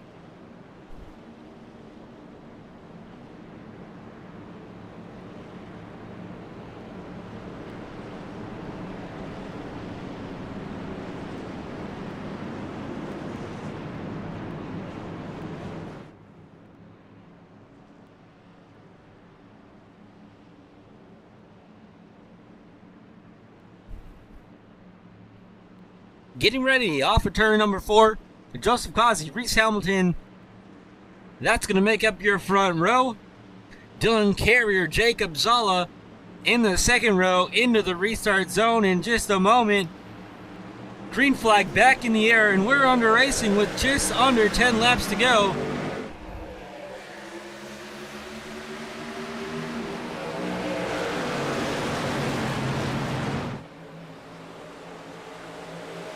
A little bit of contact right there on Reese Hamilton's bumper. A little bit of a slide, although able to keep it underneath himself. However, that's going to allow Joseph Causey to pull away just a little bit. The 19 truck, though, fighting hard on that inside wall. Meanwhile, we got a wreck in the back once again. That's the 73 truck of Colby Jackson, the 74. And also, I believe, maybe the 14 truck as well. 99 of Rob Hamp sitting around in that outside wall as well.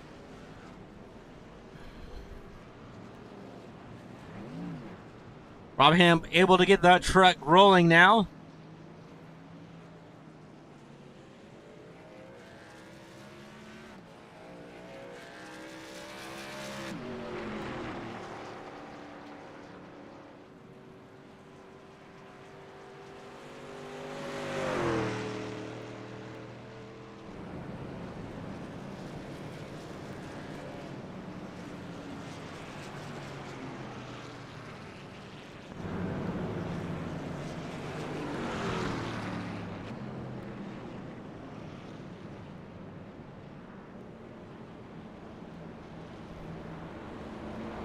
So big carnage in the back here. Let's take a look at this incident.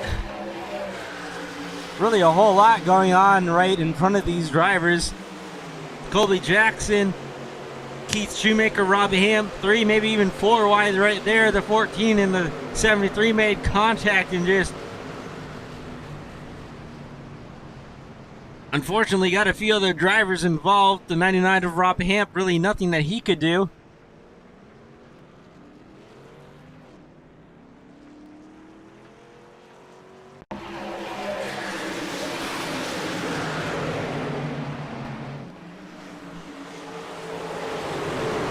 Three wide, and then 99 goes to make it 4 wide, and just not enough room for this field to make it work coming off of turn 4. And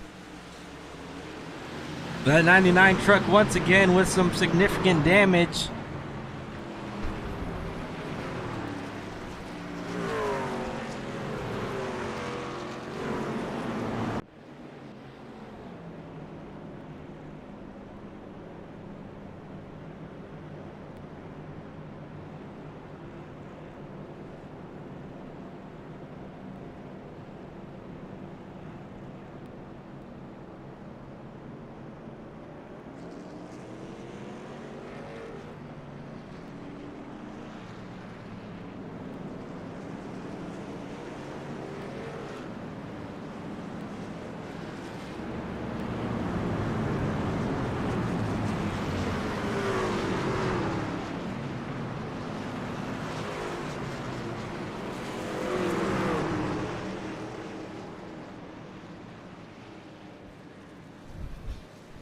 Take a look at this race recap real quick. Lap 144 out of 155 or 150 scheduled laps so far. 5 lead changes, not as much as we were probably expecting, but 8 cautions for 24 laps. And as we kind of wind down this race, I do expect probably at least one more caution, although we'll have to wait and see if that is actually the case.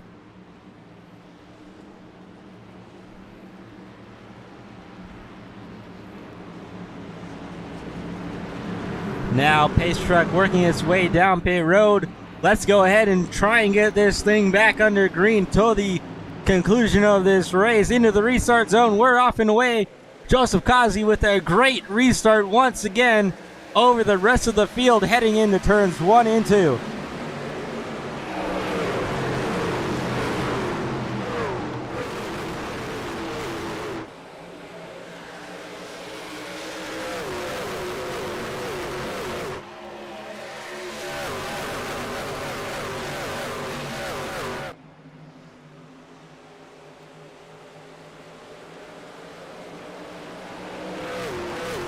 On the 25 of Jacob Zala around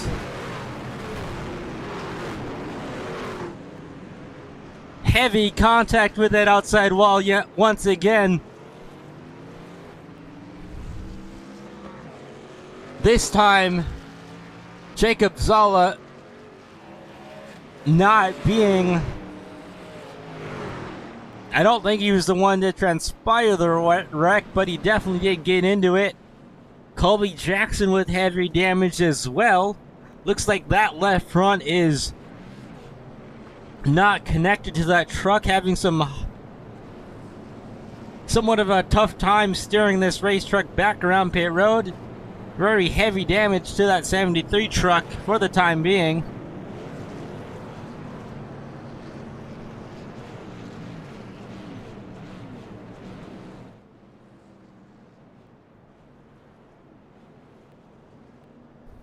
Maybe a little bit of a little love hit right there from Rob Hamp. Not quite sure if he's too happy with the 70. We'll take a look and see what exactly happened with it, though. 73 now going to tow his way on the pit road. All right, so 3 wide. Oh, it looks like Justin Levine with a late move to the inside of Eric Garrison and Jacob Zala. Jacob Zala goes around, then collects a 24, and then the 73 right there with the late hit. That looks like that definitely knocked his left front out of the truck. And then going into 1 and 2, really nothing that the 73 could have done. Doesn't really look like he's able to steer, and just a little bit of a moment there between him and the 99. I'm not quite sure the 99 knew that the 73 had that big of issues with the steering.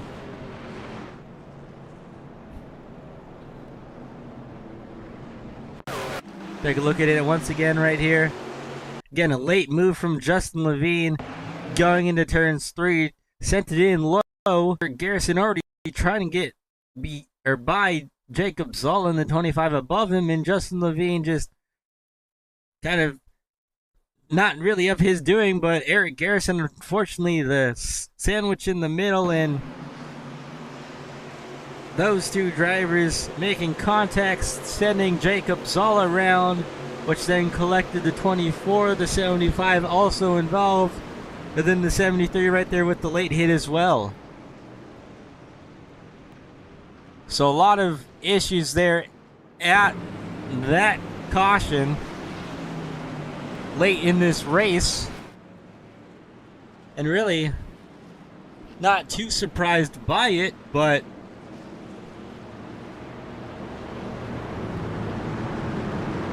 it's definitely opened the door for some other drivers to get up here and give their shot at the race win, although Joseph Kazi still holding strong with the race lead for the moment.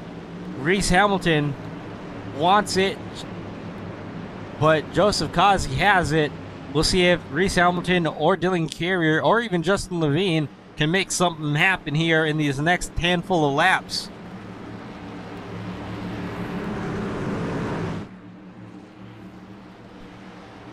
Pace Truck getting ready to pull off once again. We'll try this again.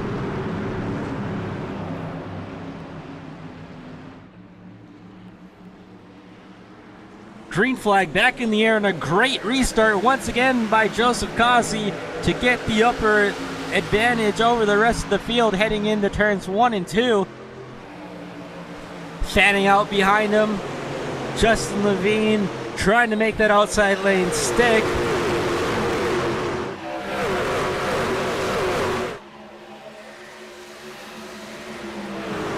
Oh, a little bit of a nudge there from Derek Garrison to Jordan Berry.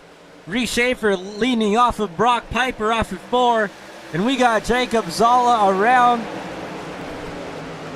in the back, but it's not going to matter for the time being because we have the white flag.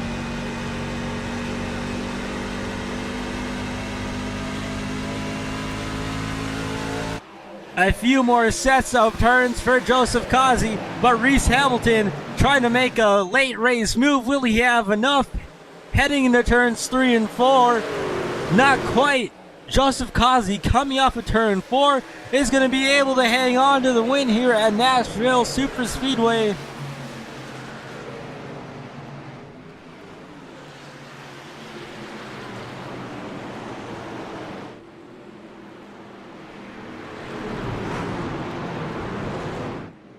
Reese Hamilton tried, didn't have enough to make it work, was so close, just unfortunately came up just a bit shy, and Joseph Cossie able to hang on with the race win.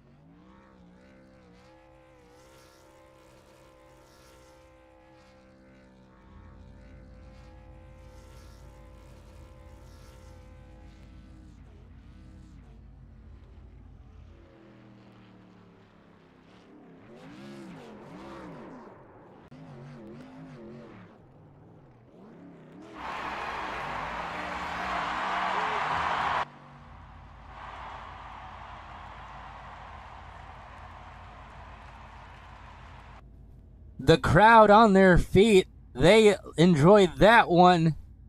Joseph Cossie's going to go ahead and park it on the start-finish line.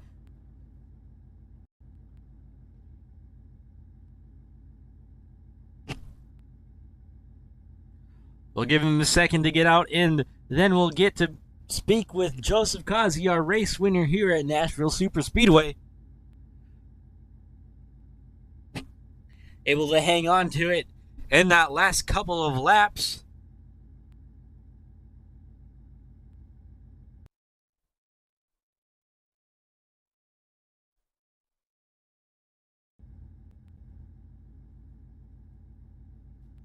And ladies and gentlemen, Joseph Cossie, your race winner, here parking it on the start-finish line.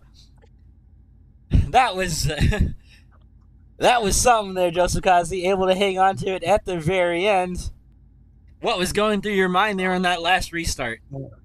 Brother, we stole another one like Bristol. I didn't have the speed of like the likes of Reese, and I feel like Derek Garrison, but just luck will have it. We got that caution, and clean air is king. And with this new package and everything, you can aero block the hell out of people. And so, just place my bumper where it need to be, and keep it there, and it all worked out at the end.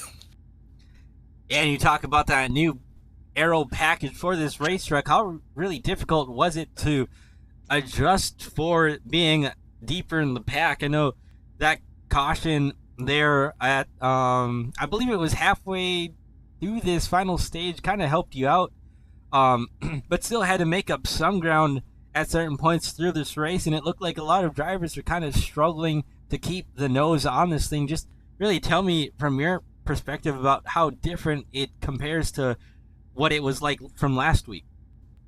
I mean, everything's so much different now. Like you get a lot more aero push, and you get on someone's bumper and you get a lot of aero wash. You basically take the air off their spoiler, and you'll get them loose very easily. But I mean, it's hard to get there, but once you get there, you get there. And then you also got this new dynamic track we got out again, and you've seen it went from a white track to a dark track, and it's getting loose in the turns now, because you're trying to push, and then now that thing is basically sideways in the turns, and you're trying to hang on to it while trying to push.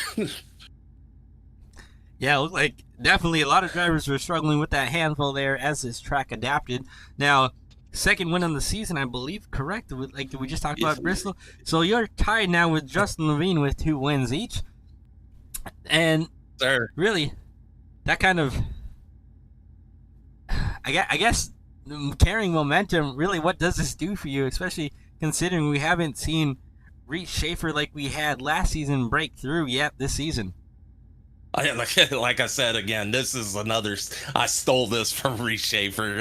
I can basically say that. Either I stole it from Reese Schaefer, or I feel like Derek Garrison, because they felt like the 2 top drivers here tonight. And I just got lucky with the caution, and it put me out front.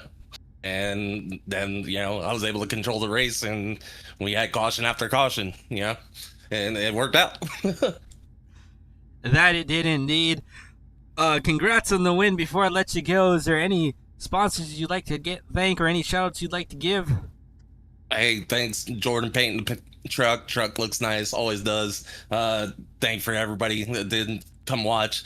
Thanks to everybody that came out. We had a great field, 24 drivers. One kind of fell out, but other than that, man, we had a great field, and it all looked good. And we raced quite hard for quite a while. We didn't have many cautions till there at the end, which it was, I mean, the pay money window was open at that time, so it gets a little hectic there at the end. So it's to be expected.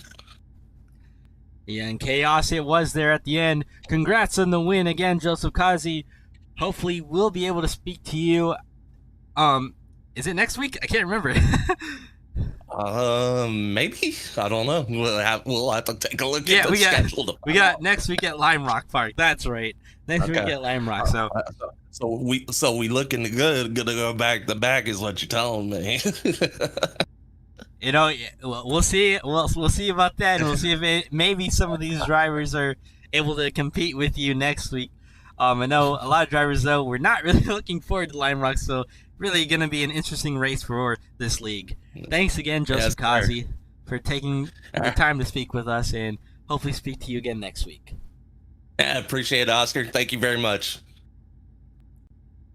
That was your race winner, Joseph Kazi. We'll go ahead and take a quick break, and then once we get back, we'll be able to take a minute and speak with our second and third place drivers. For the time being, though, we'll be right back, and then we will.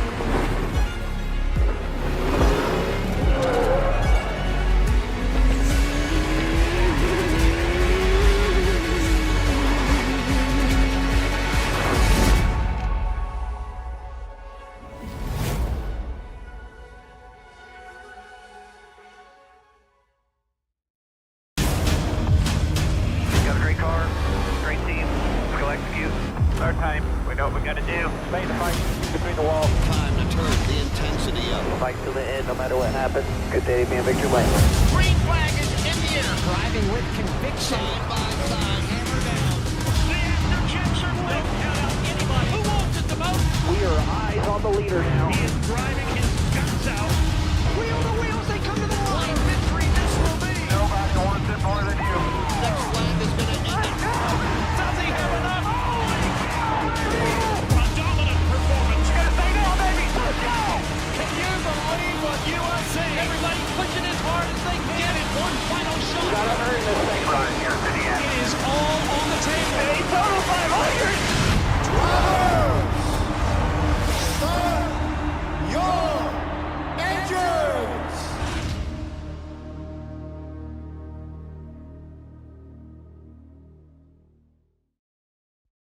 Racing isn't easy, but experiencing it is. iRacing puts you in the driver's seat with the industry's leading sim racing game. Drive on laser scan replicas of the greatest racing circuits from around the world. Go head to head against other drivers chosen by skill-based matchmaking to ensure competitive racing at every level. Compete across all your favorite series in officially licensed cars engineered to deliver the most accurate driving experience possible.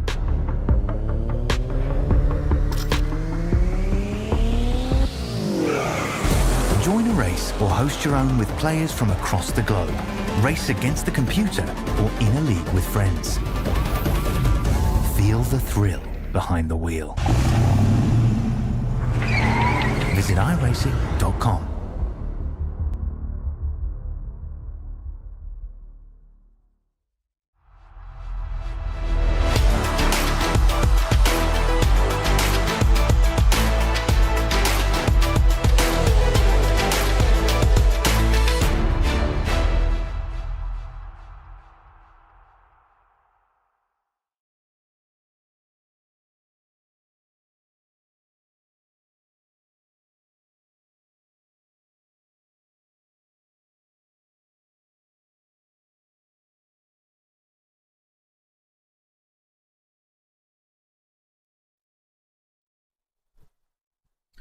Welcome back, ladies and gentlemen, to the Sunday Night Showdown Truck Series at Nashville Superspeedway. We're going to go ahead and talk to our second and third place drivers real quick. Let's go ahead and get our first driver up here. That is a 19 truck of Dylan. Let me make sure I say this. Carrier, right? Is it pronounced Carrier? Yes, you got it right. Alrighty. Carrier. So, third position tonight here. You really kind of had things go your way. I mean, really stayed out of trouble for the most of the night. You're able to make positions up pretty much on every restart and just kind of keep yourself out of trouble.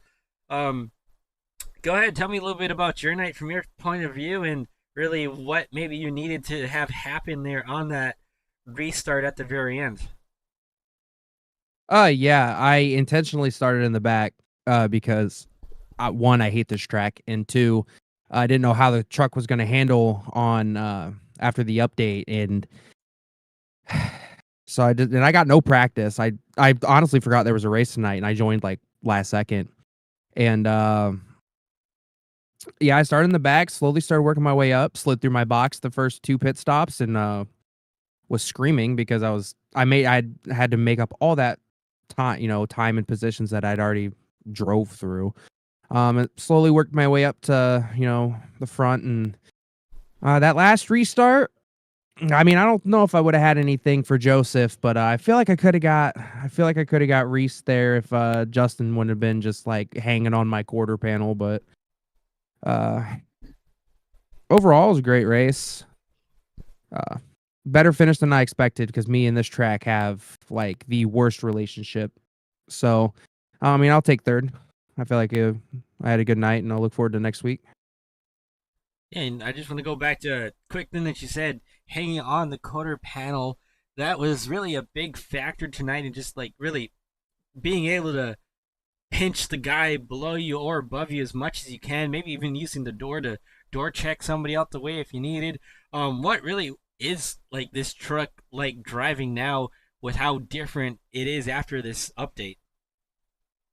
Very arrow loose. They get very arrow loose, and depends on like if you have someone to your inside, it wants to spin, and if you have someone to your outside, it's just like you have a parachute behind you.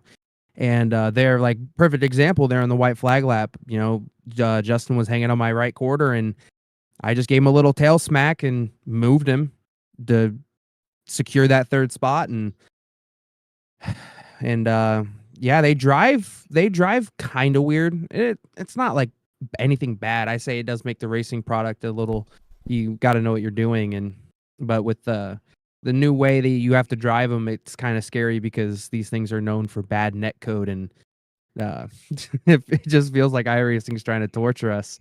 But yeah, it's not too different. They're still planted at most tracks, but here it was not too bad. I expected it to be looser than what it was, but I mean, that, and when I was on Reese's inside, I don't know if you got it on the broadcast, but I mean, I got him extremely arrow loose when I was on his left rear, and they're coming to the white flag after the restart. I got him really loose, and that's just how they drive now. It's not nothing bad. It takes just adds a little bit more skill to the, to these things, and yeah, they're honestly, I think the trucks are still one of the best on the service.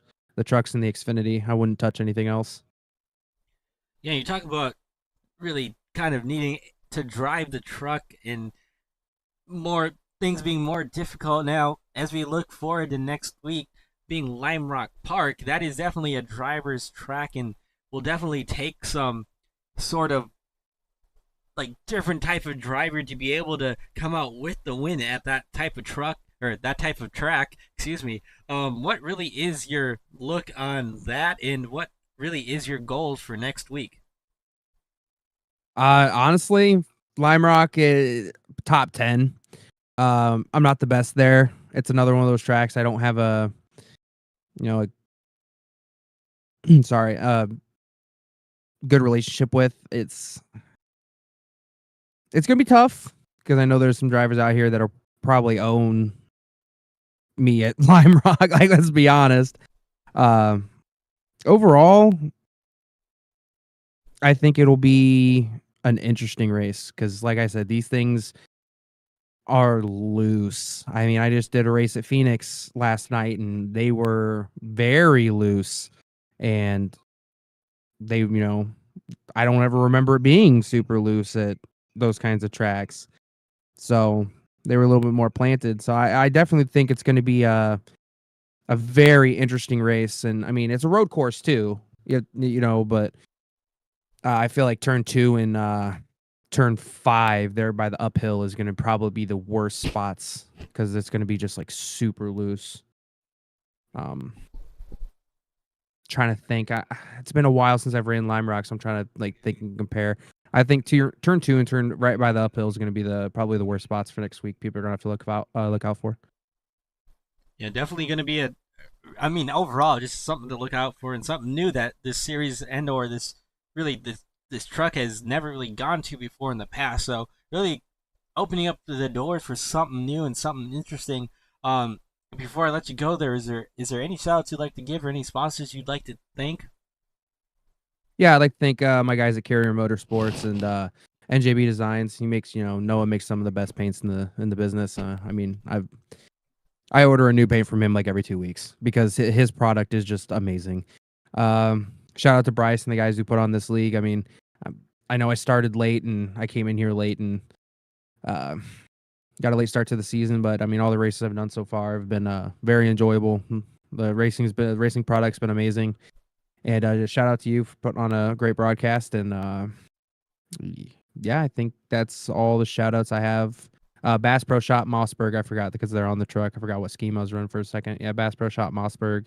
My company, DJC's Cinematography, take some really dope pictures and do YouTube thumbnails and stuff for people. So yeah, I think that's it. And I think, I think I had a good night and Sorry, I am half asleep. It's late. No, you're good. You're good. You're good. Do not worry about it. It was a tough battle till the end. But thank you for taking a minute to speak with us, and hopefully we can be speaking to you here in the near future. Yes, sir. All right, that was third place finisher of Dylan Carrier. We'll go ahead and move on to our second place driver, Reese Hamilton, who's able to secure it there in that overtime attempt. In those last few cautions, didn't really hang on with Joseph Kazi there on those restarts. Joseph Kazi had really good restarts and had kind of a half a trunk length, maybe even 3/4 of a trunk length advantage going to turns 1 and 2. What really did you potentially need on those restarts to get maybe a better launcher just to be able to hang side by side with Kazi going to turns 1 and 2?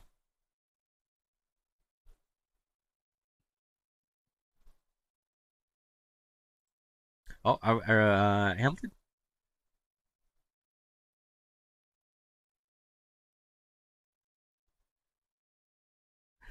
All right, we'll take just a minute here, folks. I'm not quite sure if Reese Hamilton is here currently. Could be going through some microphone issues.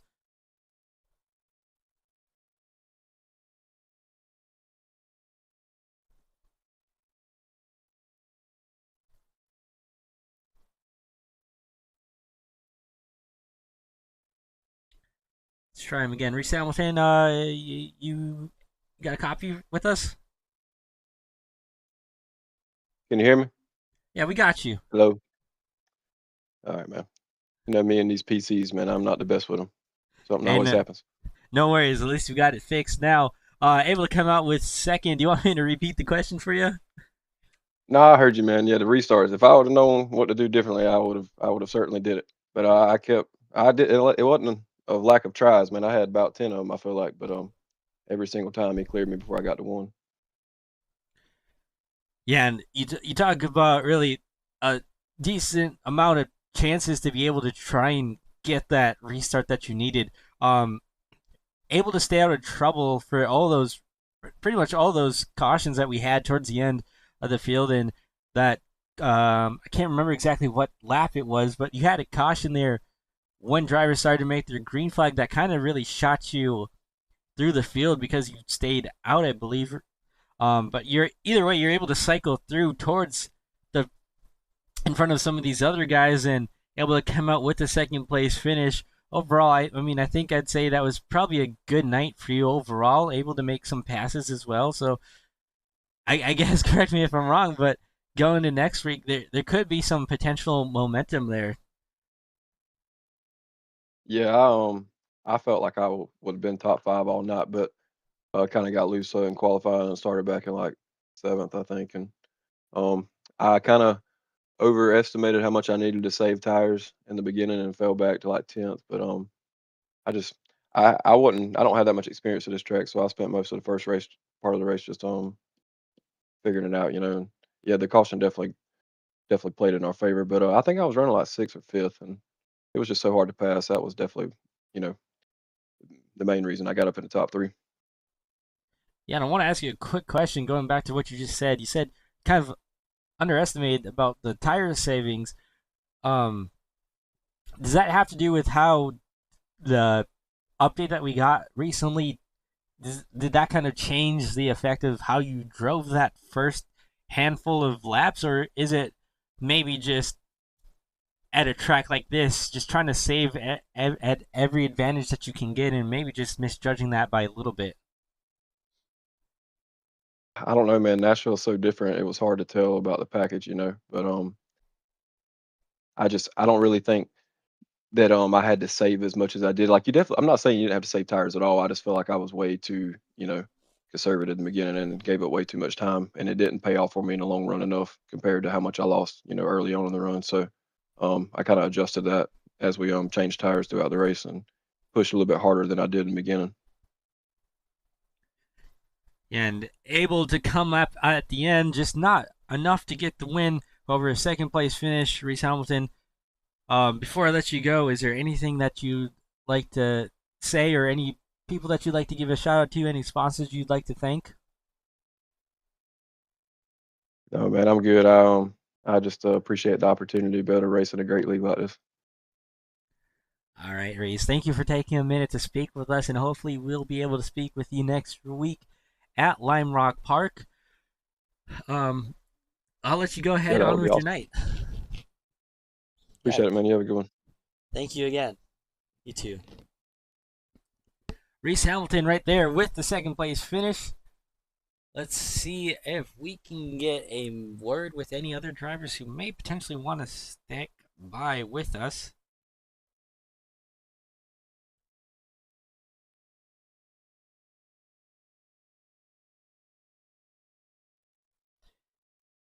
For the time being, though, let's go ahead and go over our hard charger award.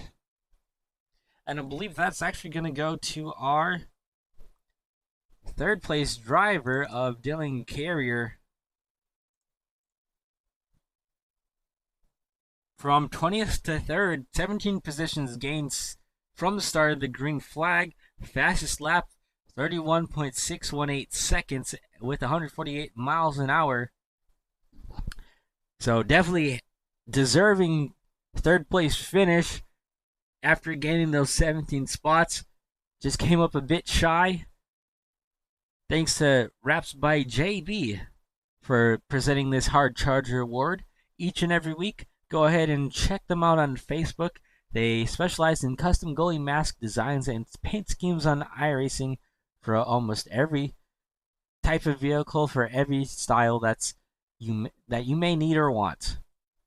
Again, big shout out by Raps by JB for presenting the Hard Charger Award.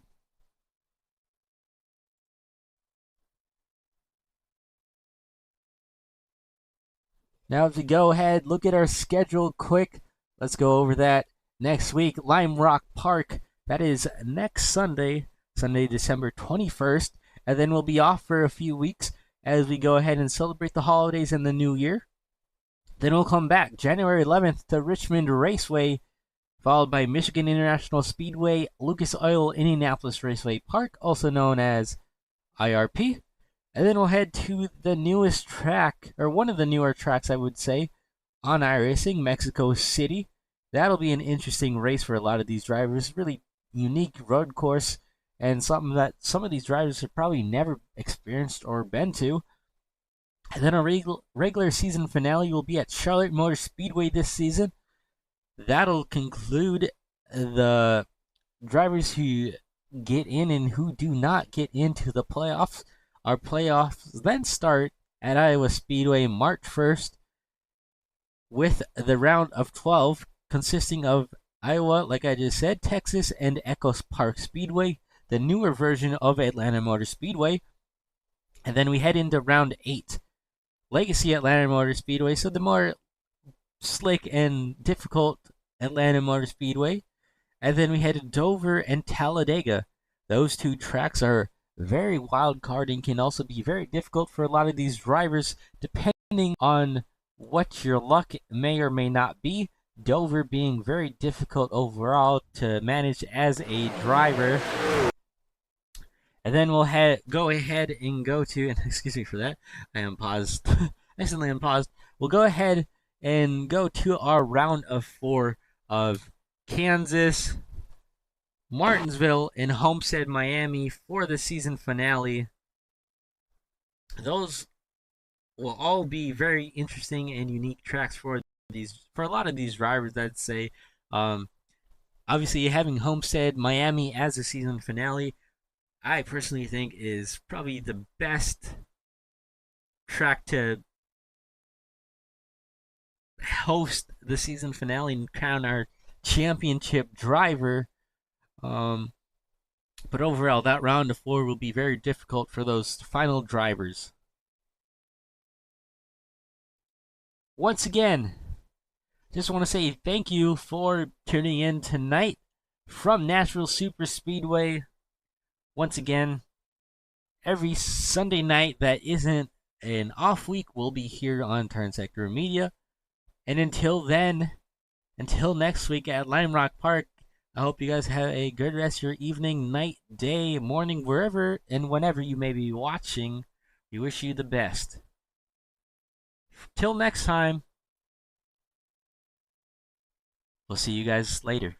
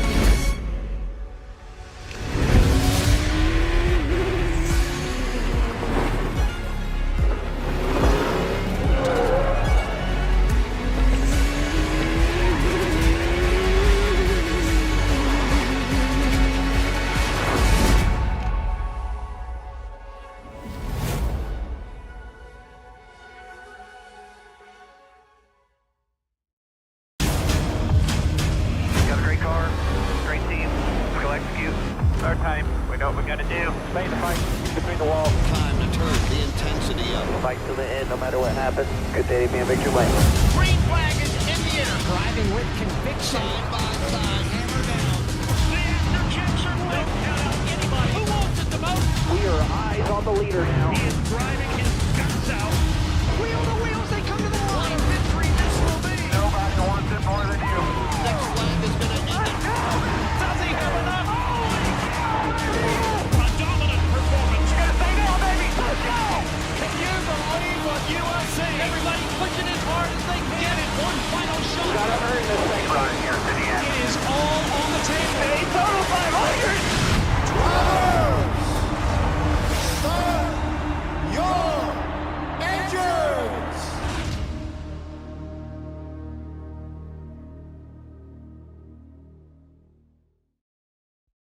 Racing isn't easy, but experiencing it is. iRacing puts you in the driver's seat with the industry's leading sim racing game. Drive on laser scan replicas of the greatest racing circuits from around the world. Go head to head against other drivers chosen by skill-based matchmaking to ensure competitive racing at every level. Compete across all your favorite series. In officially licensed cars, engineered to deliver the most accurate driving experience possible.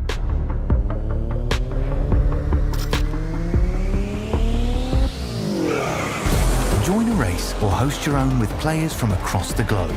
Race against the computer or in a league with friends. Feel the thrill behind the wheel. Visit iRacing.com.